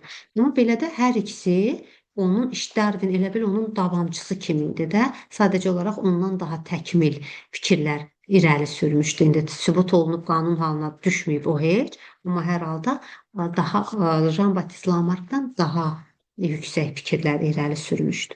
Yəni bu dərsliyin cümləsidir. Qohumluq və mənşəyə əsasən sistematika yaradıbdır. İlk elmi sistematikanı kim yaradıb deyəndə deyirik Karl Linné. İlk elmi sistematikanı. İlk təbii sistematikanı kim yaradı? Charles Darwin. İlk qohumluq əlaqələri və mənşə birliyinə əsaslanan Jean-Baptiste Lamarck. Amma Müəllim, ilk sözü süni sistematikanı Linné, hə. Süni. süni idi, amma o da elmi idi də. Elmi Bəli, onu sistematika Linné. deyirsə, Linné eləmi? bəli, onların üçü də elmidir. Sadəcə olaraq Jean-Baptiste Lamarckla Karl Linnéinki süni idi, bir dənə Darwininki təbii idi. Çünki 10-cu sinif dərsliyində bu cümlələr də var. İndi ikinci hissəni atacağam da, sizə indi oranda oxuyacaqsınız. Təkrarda orada qeyd eləyir ki, Darwinə qədər təbii təsnifatı yaratmaq mümkün olmamışdır. Darwinə qədər bunu heç kim eləməyib. İlk Darwin eləyib onu. Amma yenə 10-cu sinif dərsliyində, hətta yeni 8-ci sinif dərsliyində də ilk elmi təsnifatın yaradıcısını Karl Linné verir. Yəni o sünidir deyə elmi deyil demək deyil. Elmi təsnifat. Sadəcə olaraq sünidir. Mənşə birliyini əsas götürməyib. İndi bu Jean-Baptiste Lamarck mənşə birliyini əsas götürüb, amma o da tam olaraq götürə bilməmişdi. Ona görə onunki də süni. Məsələn, onun qradasiya pilləsinə baxın, bütün canlılar öz əksini tapmayıb. Ona görə onunki də süni sayılır. Müəllimə, bu sualda C variantında nə demək istədiyini başa düşmürəm. Mühit şəraitinə uyğunlaşma qradasiyadan kənara çıxmalara səbəb olur. Yenə də bax bu dərsliyin cümləsidir. Bir dəqiqə 9-cu sinif dərsliyində tapım o cümləni sizə. Deməli, açırsınız səhifə 101-i yazıbdır. 9-cu sinif dərsliyi səhifə 101. Lamarcka görə orqanizmlərin mühit şəraitinə uyğunlaşması düzgün qradasiyadan kənara çıxmalara gətirib çıxardır. Burada da C variantında deyir ki, mühit şəraitinə uyğunlaşma qradasiyadan kənara çıxmalara səbəb olur. Yəni, qradasiyadan kənara çıxanda yeni növlər əmələ gəlir. Yəni, yenə dərsliyin cümləsidir bu. Mühit şəraiti dəyişəndə, bax, zürafələrin boynunun uzanması şəklinə baxaq. Burada necə qeyd edir? Deyir, mühit şəraiti dəyişdi. Ağacın aşağısında yarpaqlar yoxdur. Yarpaq ancaq yuxarıdadır. Mühit şəraiti dəyişəndə bu canlının tələbatı da dəyişdi. Deməli, qradasiyadan kənara çıxma baş verdi. Bu nə edir? Ağzı yeməyə çatsın deyə uzadır boynunu. İndi bu Jean-Baptiste Lamarckın fikridir də. Boynunu o qədər uzadır ki, yuxarı ağzı çatsın. Nəticədə deyir, boğaz uzanır. Uzanandan sonra da bu əlamət artıq qradasiyadan kənara çıxmadı. Bu əlamət faydalıdır. Faydalıdır deyə nə edir? Nəslə ötürür. Amma bunu da sonra kim təksib elədi təcrübə ilə? Weismann. Weismann neynədi? Sıçanların quyruğunu kəsirdi, bunları cütləşdirirdi. Baxırdı, göstərirdi ki, baxın, doğulan bala quyruqlu doğulub. Deməli, sonradan qazanılan əlamət heç də nəslə ötürüləsi deyil. Bununla da o fikirlərini onun təksib elədilər də, yəni dövrünün müasirləri tərəfindən qəbul olunmadı. Onun arqumentləri yox idi onu sübut eləmək üçün, onların qabağına başqa fikir çıxartmaq üçün. Bəli, yəni bu cümlədə dərsliyin cümləsidir. Bu testlər niyə yaxşıdır? Sadəcə mahiyyətini başa düşməmişdim. Mahiyyət o deməkdir. Bəli, indi aydın oldu müəllimə? Çox sağ olun, bəli. Buyurun, siz sağ olun. Yəni, mühit şəraiti dəyişəndə o canlının tələbatı da dəyişir və həmin o qradasiyadan, tədricən yüksəlmədir də qradasiya, düzgün qradasiyadan kənara çıxır, fərqli bir əlamət, tələbətə uyğun fərqli bir əlamət yaranır. Bu əlamət faydalıdır deyə, güya faydalı olmasaymış, nə olacaqmış? Faydalıdır deyə nəslə ötürülür. Bəli. Yaş doğru olardı, boyumuz biraz uzanardı, daxili meyil olardı bizdə də. Qızıl da balacadır. Hə, Bütün dünyanı balaca boy kişiləri doğru eləyir. Bütün kişiləri də qadınlar. Özü də balaca boylar. Baxaq 12-yə. Jean-Baptiste Lamarck'ın qradasiyasını əks etdirən təsnifat sistemində yer almayan onurğalı kimdir bu? Amfibilərdir. 5-ci və 6-cı pillə onurğalılardır. 5-ci pillədə balıqlar və sürünənlər, 6-cı pillədə quşlar və məməlilər. Yəni burada amfibilər yer almayıbdı. Və bu onurğalının adını ilk dəfə elmə kim gətirib? Amfibi terminini Karl Linley. Baxın, Linley. integrativ sualdır. Həm 9-cu sinif dərsliyi, həm də 7-ci sinif zoologiya dərsliyində bu amfibi terminini elmə gətirənin adı var. Yəni bu testlər ona görə yaxşıdır ki, dərsliyin hər bir nöqtəsinə toxunubdur. Bəzən insan oxuyur, keçir, fikir vermir. Bu vadar eləyir sizi ki, bir də dönüb Bəli. qayıdıb buna baxmaq. Həqiqətən, məsələn, elə cümlələr var ki, mənə orada bax açıb göstərsiz, amma heç oxuyanda adam ona o diqqətlə yanaşmır da. Bəli, Bir də bəli. baxın, çıxır. Ona görə də bəli, test nə qədər çox işləsəz Pərvanə müəllimə, o qədər başınızın ucalığıdır. Demirəm, Bəli. təkcə mənim testlərim işdi. Nə gördünüz işdi? Nə gördünüz Bəli. işdi? Bəli. Hər cürə, hər beyinin öz məhsulu var. Mən məsələn suala baxan kimi təxmin eləyirəm kimin sualıdır. Çox vaxt müəllifi təxmin eləyirəm. Çünki bilirəm ki, bu bunun məhsulu ola bilər. Bəli. Kurslardan ən çox yazan bu qədər mürəkkəbliyi ilə filan kəsdi. Rəqəmdən ən çox istifadə edib məsələ yazan peşman kəsdi. Dərsliyin hər cümləsinə balta vuran könüldür. Yəni onlar bilinir. Dəstəxət bilinir həqiqətən. Şəkildə gördüyümüz təcrübə bu nədir? Baxın, siçanların quyruğunu kəsir, cütləşdirir, balı oldu quyruq. Bu təcrübə Resmen. hansı alim tərəfindən? Bəli, Allahdan ki, ingilis dilində kompüterdən götürmüşəm şəkli, Weismann altına düşübdür. Amma düşməyə də bilərdi. Aha, heç ora fikir yox. Bəli. Deməli, bu Weismann tərəfindən aparılıb. Niyə aparılıb? Qazanılan bütün əlamətlərin irsən nəslə keçməsini yoxlamaq üçün. Çünki bunu kim demişdi? Jean-Baptiste Lamarck demişdi. Bu da Lamarck. dedi, yoxlayım görüm Lamarck düz deyib ya səhv deyib. Baxdı gördü ki, yox, düz demir. Bəli. Deməli, burada doğru cavab nə olacaq? D variantı olacaq. Hansı cümlələrdə boşluğa yox, ötürdüm birini. 14-cü sualı ötürmüşüm. Jean-Baptiste Lamarck'ın qradasiya sxemində neçənci pillədə sinif sayı daha çoxdur? Gəlin bir dənə təkrar eləyək. Birinci pillə ip, infuzorlar, poliplər. İkinci pillə şık, şüalılar, qurtlar. Üçüncü pillə haşhaş, həşəratlar, hörümçək-kimlər. Dördüncü pillə ən böyük pillə idi, 4 dənə sinif var idi. Hansılar idi? Bığ ayaqlılar idi, xərçəng-kimlər idi, mollusklar idi, həlqəvilər idi. Bəli, o birisi pillələrdə artıq hərəsində 2 dənə idi də, onurğalılar idi, bayaq qeyd elədik. Balıqlar və sürünənlər, quşlar və məməlilər. Deməli, ən çox sinif sayı 4-cü pillədə oldu. Bəli. Və 4-cü pillədə neçə tipin nümayəndəsi var soruşsa, mollusklar tipinin, qurdular tipinin və buğum ayaqlılar tipinin nümayəndələrini görürük. Yəni 3 tipin nümayəndəsini orada görürük. 15-ci sual. Hansı cümlələrdə boşluğa 2 rəqəmini yazmaq olar? Lamarck təkamül barədə 2 fikir irəli sürmüşdü. Müəllimlər, bu da dərsliyin cümləsidir. Hansı fikirləri idi bunlar? Birincisi deyirdi ki, məşq etmə nəticəsində İrsən keçmə. Bəli, birinci məşq etmək idi, ikinci də həmin o əlamətlər faydalı idi və irsən nəslə ötürülürdü. Deməli, birinciyə 2 yaza bilərik. Birini götürəcəm. Darwin təkamülün neçə hərəkət verici qüvvəsini göstərmişdi? 3. Hansıları idi? Təbii seçmə, irsi Yaşamaq dəyişkənlik, uğrunda yaşamaq mübarizə. uğrunda mübarizə. Bəli. Darwindən sonra da 2 dənə hərəkət verici qüvvə elmə gətirilmişdi. Təcridlər və izolyasiya dalğaları. Bəli, populyasiya dalğaları. Doğru.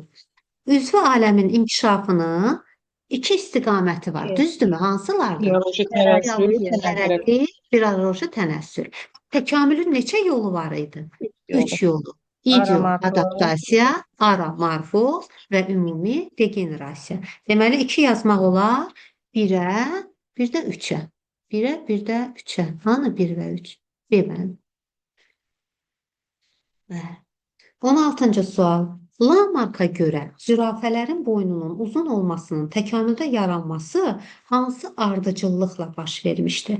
Deməli, birinci mühit şəraiti dəyişdi. Mühit dəyişdi deyə zürafənin tələbatı da dəyişdi. Tələbat dəyişəndən sonra bu neynədi? Boynunu başladı güclü məşq etdirməyə. Məşq etdirəndə boyun güclü inkişaf elədi. Deyirdi ki, məşq etdirilən orqanlar güclü inkişaf eləyir, məşq etdirilməyənlər də sıradan çıxır. Köstəbəyin gözünü falan ondan sübut eləyirdi. Və uzun boyun əlaməti də faydalıydı deyə irsən nəsildən nəslə keçirilirdi. 1, 4, 3, 2, 5. Haber. 17-ci sual. Darwinin növlərin mənşəyi əsərində əsaslandırdığı təkamül təliminin əsas müddəalarına aid olmayan variant hansıdır? Növlərin mənşəyi əsərinə aid olmayanı istəyir. Hər bir növün yetkin fərdləri intensiv çoxalmaq qabiliyyətinə malikdir. Bəli, birinci müddəadır. Rəqabət, yırtıcılıq, xəstəliklərin meydana çıxması yaşamaq uğrunda mübarizəyə səbəb olur. Bəli, bu da ikinci müddəasıydı. Yaşamaq uğrunda mübarizənin nəticəsi təbii seçmədir. Bu da üçüncü müddəasıydı. Təbii seçmə nəticəsində nəsillər arasında yaranan fərqlər yeni növlərin yaranmasına gətirib çıxardırdı. Bu da dördüncü müddəasıydı. Burada dərslikdə səhv eləmirəmsə 4 dənə müddəasını veribdi sizə. Bəli, veribdi. Və Y variantı. Məndə 4-dür. Sizdə neçə dənədir? 5 dənə. Hə? Məndə 4 dənə müddəa verir. İrsi dəyişkənliklər fərdin həyatda yaşamaq şansını yalnız artıra bilir və bu da uyğunlaşmanı təmin edir. Xeyr, yalnız artıra bilir, yox. Baxın, bu da dərsliyin cümləsidir. Deyir ki, irsi dəyişkənliklər fərdin həyatda yaşamaq şansını artıra da bilər, azalda da bilər. Və bu xüsusiyyətlər canlının mühit şəraitinə uyğunlaşmasını təmin edir. Yəni, bütün irsi dəyişkənliklər faydalı olub, bunun yaşamaq şansını artıracaq deyə bir şey yoxdur. Kiminkini ki artıracaq, yaxşı uyğunlaşanlar təbii seçmə tərəfindən qorunub saxlanılacaqlar. Kiminkini ki azaldacaq, irsi dəyişkənlik yaşama şansını azalda bilər. Onun üçün mühit üçün faydalı olmaya da bilər. Onlar mühitə uyğunlaşa bilməyəcəklər və təbii seçmə tərəfindən çıxdaş olunacaqlar. Deməli, yalnız artıra bilər ifadəsi yanlışdır. Artıra da bilər, azalda da bilər. Dərsliyin cümləsidir. 18-ci sual. Uyğunluğu müəyyən edin. Carl Linné, Lamarck, Darwin. Növlər dəyişməzdir, sabitdir. Bu kimin fikridir? Carl Linné'in fikridir. 1-ə yazıram A. Təkamülün əsas hərəkət verici qüvvəsi orqanizmlərin tərəqqiyə doğru olan daxili meylidir. Bu Jean-Baptiste Lamarck'ın fikridir. Bunu yazacağım 2-yə. İlk elmi sistematikanın banisidir. Kimdir ilk elmi sistematikanın banisi? Carl Linné olmuşdu. Bunu yazacağım 1-ə. İlk təkamülə əsaslanan təbii sistematikanın banisidir. İlk təkamülə əsaslanan təbii sözü olmasaydı, götürərdim kimə? Jean-Baptiste Lamarck'a. Amma təbii sistematika deyirsə, kimə götürəcəm müəllimlər? Charles Darwin'ə. Ona qədər olan hamısı sünidir. Təkamül haqqında elmi nəzəriyyə. Baxın, burada ilk elmi nəzəriyyə olsaydı, götürəcəkdik Jean-Baptiste Lamarck'a. Metodik vəsait də belə götürür. Dim də belə götürür. Elmi ilk sözü olmayanda onu götürür Darwin'ə. Bəlkə də məntiqsiz çıxır, amma neyim dimdə belə qəbul eləyibdi. Ona görə mən də belə bir testi yazdım. 1AC, 2B, 3D'yi. Cavab A variantı. 19-cu sual. Euler-Venn diaqramında uyğunsuzluğu müəyyən edin. Aha, uyğunsuzluğu istəyir. Jean-Baptiste Lamarck'la Charles Darwin'i müqayisə edirik. Zürafələr arasında boyu uzun olanlar daha çox yem tapıb sağ qalır və cinsi yetişkənliyə çataraq bu əlaməti növbəti nəslə ötürürlər. Bu Darwin'in fikridir. Bəli. O təbii seçməklə izah eləmişdi. Və düzgün olaraq Jean-Baptiste Lamarck'dan daha düzgün olaraq və burada da doğru olaraq Darwin'ə yazıbdı. Zürafənin boynu məşq etdirmə nəticəsində uzanıb və bu əlamət faydalı olduğu üçün növbəti nəslə ötürülüb. Bu da Lamarck'ın fikridir. Doğru olaraq da göstərilib. Zoologiyanın fəlsəfi. fəlsəfəsi Lamarck yazıb. Növlərin mənşəyi Darwin yazıb. Təkamül ideyalarını müdafiə edirdi. Hər ikisi təkamülçü idilər də, Karl Linnédən fərqli olaraq. Ortaya yazılıb. Təkamülün hərəkət verici qüvvələri təbii seçmə, irsi dəyişkənlik və yaşama uğrunda mübarizədir. Bunu Darwin demişdi. Bu isə yazıb Lamarck'a. Deməli, A uyğunsuzdur. Cavab yalnız 6. C variantı. Təkamülün hərəkət verici qüvvələrini təbii seçmə, irsi dəyişkənlik və yaşamaq uğrunda mübarizə kimi göstərən olmuşdu Charles Darwin. Amma Jean-Baptiste Lamarck təkamülün hərəkət verici qüvvəsi kimi canlıların daxilində qoyulan o tərəqqiyə doğru meyl olduğunu qeyd eləmişdi. 20-ci sual. Yaşamaq uğrunda mübarizənin formaları haqqında verilən ifadələri doğru və yanlış olaraq uyğunlaşdırın.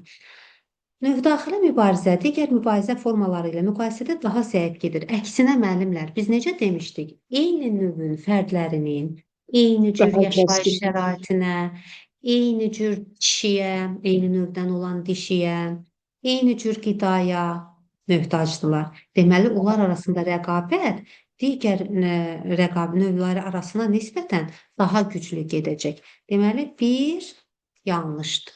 Bir yanlışdır.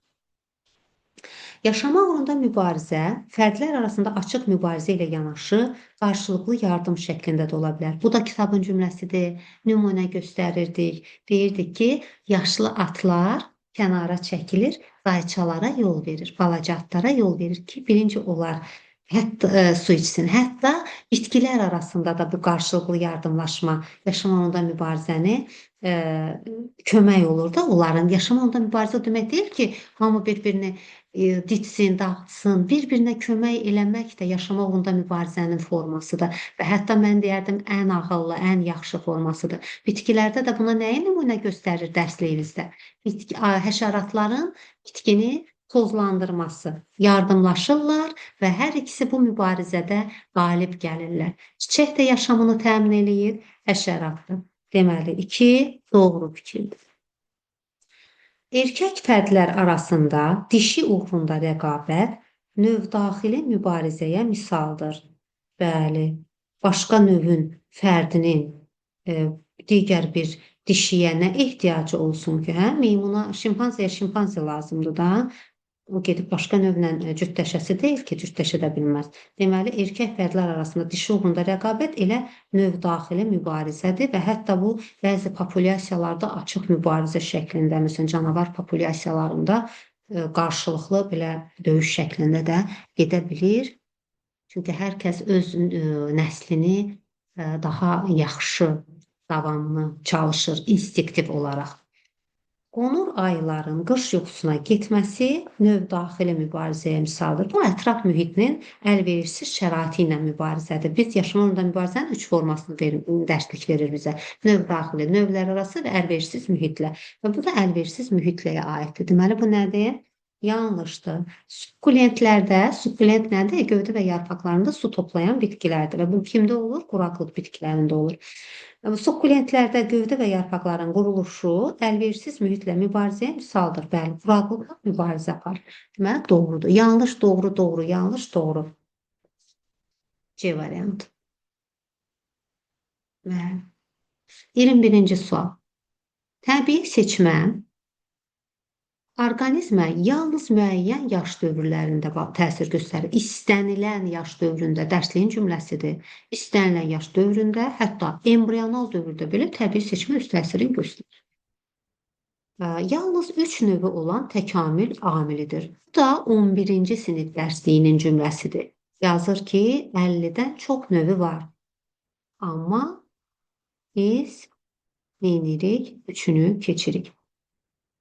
Nəticəsində təbii seçmənin 3 növünü keçirik də. Hansılarını keçmişdik müəllimlər? Disruptiv seçmə, stabilləşdirici seçmə və hərəkət verici seçmə. Bəli. Nədən belə sizi danışdırıram ki, görün bir yatmamısınız.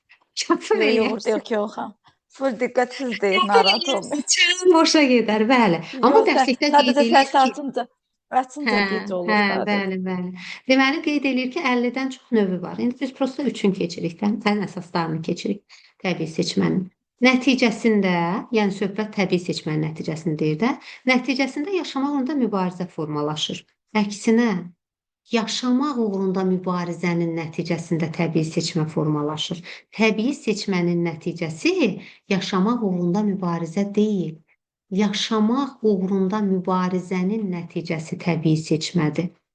Çünki mübarizə gedir və o mübarizədə kim qalib gələcəksə, təbiət onu seçib saxlayır. Təbiət güclünü seçib saxlayır. Güclü o demək deyil, fiziki güclü.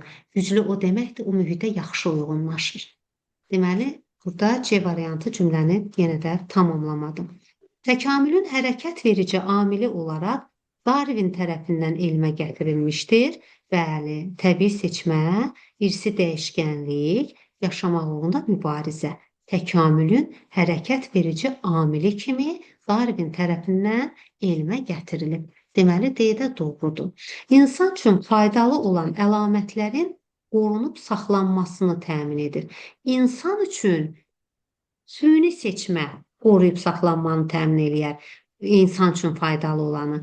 Təbii seçmə növ üçün faydalı olanları qoruyub saxlayır. Ona qulluq yoxdur. Təbiətlə güclü olmaq zorundadır ki, sağ qala bilsin. Növ üçün, növün xeyrinə işləyir. Süni seçmə isə insanın xeyrinə işləyir. Deməli, burada doğru cavab D, yalnız D. 22-ci sual. Əgər otlaq sahəsində 1000 ədəd qonur və 1000 ədəd yaşıl dəvədəlləyi olarsa və qonur dəvədəlləklərinin 75%-i, yaşıl dəvədəlləklərinin isə 25%-i quşlar tərəfindən yeyilərsə, müvafiq olaraq qonur və yaşıl dəvədəlləklərinin məhv olma intensivliyini hesablayın. Məhv olma intensivliyi necə hesablanır? Məhv olanların sayı bölünsün ümumi say. 1000 dənədən 75% 750 ədəd deməkdir. 1000 dənədən 25% də 250 ədəd deməkdir. Bir dəfə 750-ni bölərsiniz 1000-ə, bir dəfə 250-ni bölərsiniz 1000-ə. Yəni məhv olanların sayını ümumi saya bölərsiniz. Tapacaqsınız məhv olma intensivliyini və müvafiq olaraq dediyinə görə birinci qonurun, sonra yaşılın sayını ardıcıl yazacaqsınız. Yəni birinci 0,75, sonra 0,25. 750-ni 1000-ə böləndə 0,75 eləyir, 250-ni 1000-ə böləndə 0,25 eləyir. Euler-Venn diaqramında X-in yerinə yazıla bilər. Təbii və süni seçmənin oxşar cəhətini istəyir. İstənilən yaş dövründə təsir göstərə bilər. Hər ikisi. İkisi də istənilən yaş dövründə təsir göstərə bilər. Kaynozoy erasından təsir göstərir. Kaynozoy erasının antropogen dövründə ilk insan yarananda süni seçmə də kromanyonlar deyir, heyvanları əhliləşdirməyə və bitkiləri mədəniləşdirməyə başlayan əkin-biçinlə, maldarlıqla məşğul olandan başladı da yarandı. Amma təbii seçmə haçan yarandı? İlk canlı yarananda arxedə. Əsasında irsi dəyişkənlik dayanır. Hər ikisinin təbii seçmənində, süni seçmənində əsasında irsi dəyişkənlik dayanır. Növ üçün faydalı əlaməti seçir. Təbii seçmə növ üçün, süni seçmə insan üçün. İnsan özünü düşünür. Çünki özü qulluq eləyəcək də, o təbiətdə güclü olmağa məcbur deyil. Peynini özü verəcək, suyunu özü verəcək. Lazım gəlsə üstünə plyonka çəkəcək, soyuqdan qoruyacaq. Əsas özüdür. Güclü olub o təbiətdə qalib qalmaq üçün onu təbii seçmə eləyəcək. Sonra növ üçün faydalı bunu yazdıq. Yaranan fərdlər ətraf mühit şəraitinə dözümlüdür. Dözümlüdür təbii seçim ətraf mühitə. Süni seçmə qeyd elədi ki, o dözümlü olub olmamağı insanı maraqlandırmır. Özü qulluğunda durur onsuzdur. İstiqamətli xarakter daşıyır. Təbii seçmədə müəyyən bir istiqamətdə gedir. Süni seçmədə müəyyən bir istiqamətdə gedir. Çünki insan da seçmə aparanda bir istiqamət, bir yol tutur, ən yaxşılarını seçir, götürür, özü üçün ən yaxşılarını. Təbii seçmədə seçmə aparanda növ üçün ən yaxşılarını seçir ki, bu növ neynəsin? Salamat qalsın. Deməli, X-in yerinə nə yaza bilərik? 1, 3, 6. Darwin seçməsinə aid edilə bilər. Boz dovşanlarda qulaq heyvanının uzunluğu bu seçmənin nəticəsidir. Bu, Darwin seçməsi nəyə deyirik?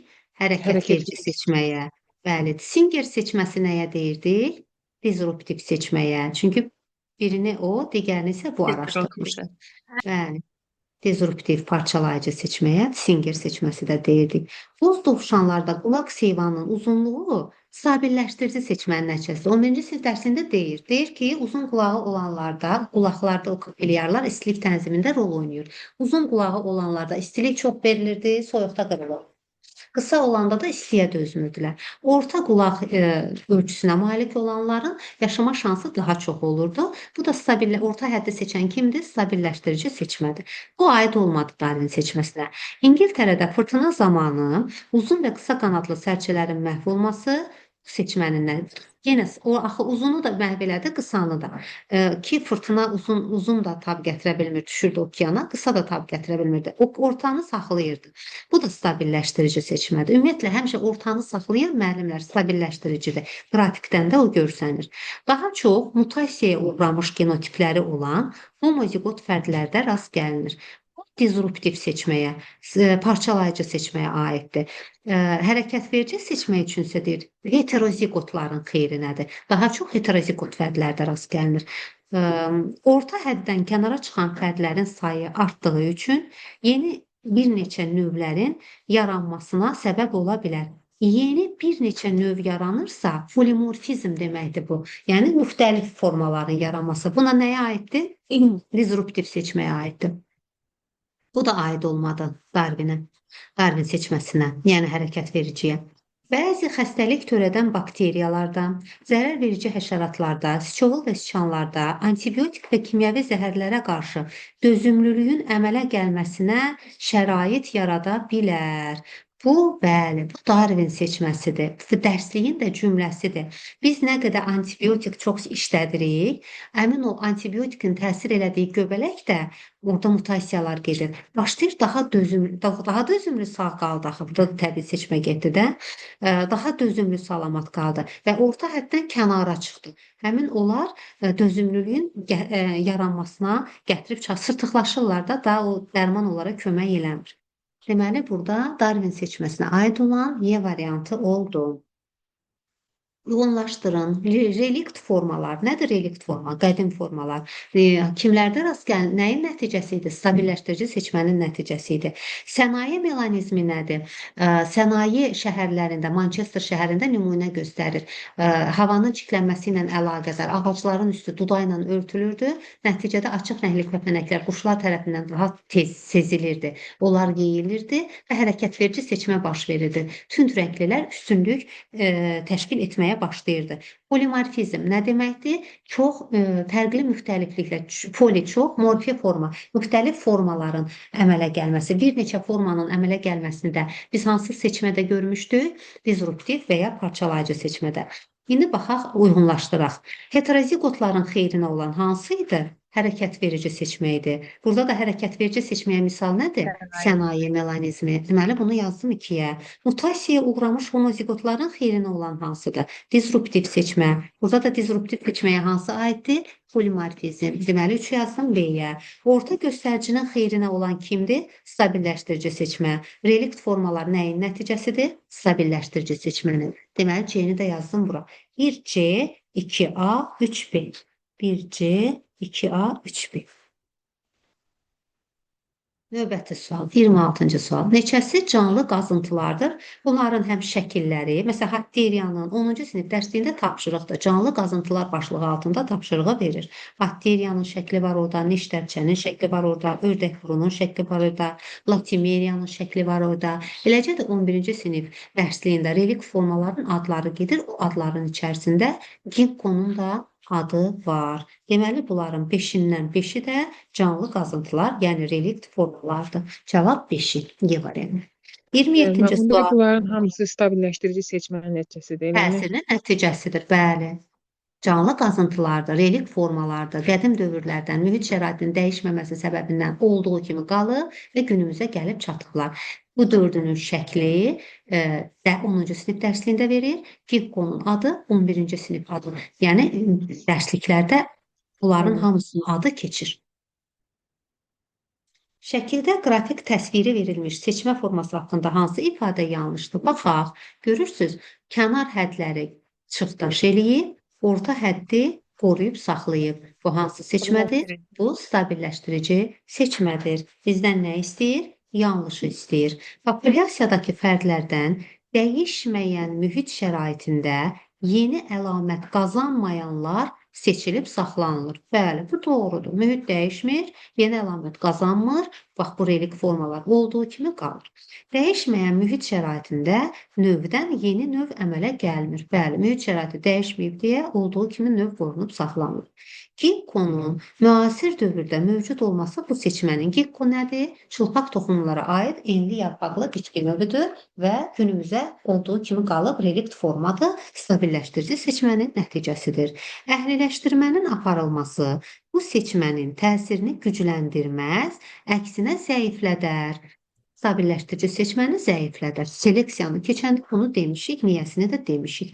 Deməli, bu yanlışdır. Dəyişən mühit şəraiti bu seçmənin təsirini zəiflədər. Bəli, dəyişməyən mühit şəraitində güclənir stabilləşdirici seçmə. Dəyişən mühit şəraitində stabilləşdirici seçmənin təsiri zəifləyir, yerini nəyə verir? Hərəkət verici və yaxud da disruptiv seçməyə.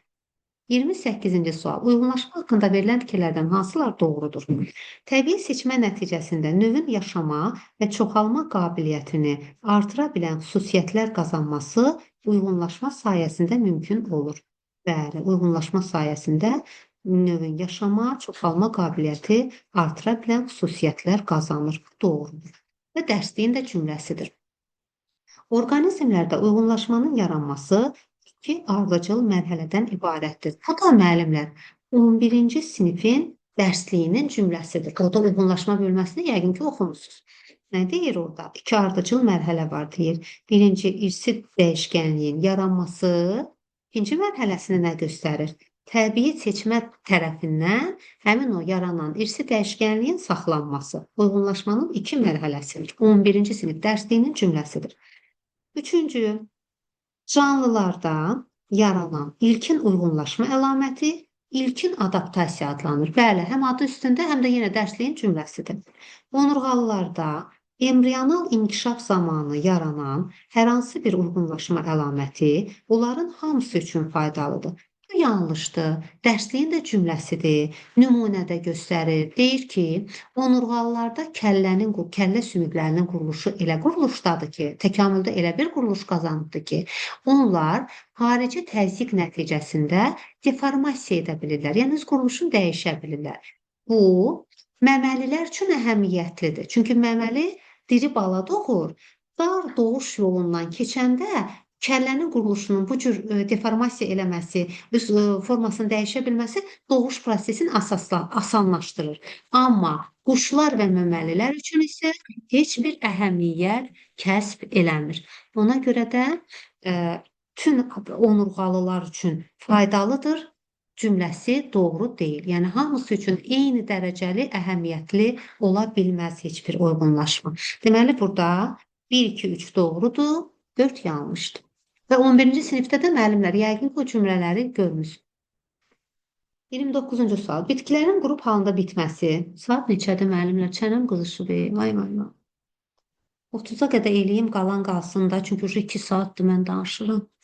Bitkilərin qrup halında bitməsi və qeyri-tam çiçəklərə malik olması hansı uyğunlaşma formasına aiddir və nəyə xidmət edir? Və qrup halında bitmə, qeyri-tam çiçəklərə malik olma, bunu botanikada demişdim sizə. Küləklə tozlanmaya. Çünki külək tam çiçəkdə mane olur da, çiçək yanlığı mane olur tozlanmaya, küləyin daxil olmasına. O zaman ona görə də qeyri-tam çiçəklər söyüddür, qovaqdır, qozdur, fındıqdır. Bunlarda çarpaz külək vasitəsilə tozlanma gedir. Həmçinin qrup halında bitmədə o tozcuqların itkisinin qarşısını alırdı. Deməli, küləklə tozlanmaya uyğunlaşmadır. Və bu hansı uyğunlaşma növüdür? Bu morfoloji uyğunlaşma növüdür. Çünki bitkinin quruluşu ilə əlaqəli bir şeydir. Sonra gəlir 30-cu sual. Hansı uyğunlaşma forması sistematiklər üçün problem yarada bilər?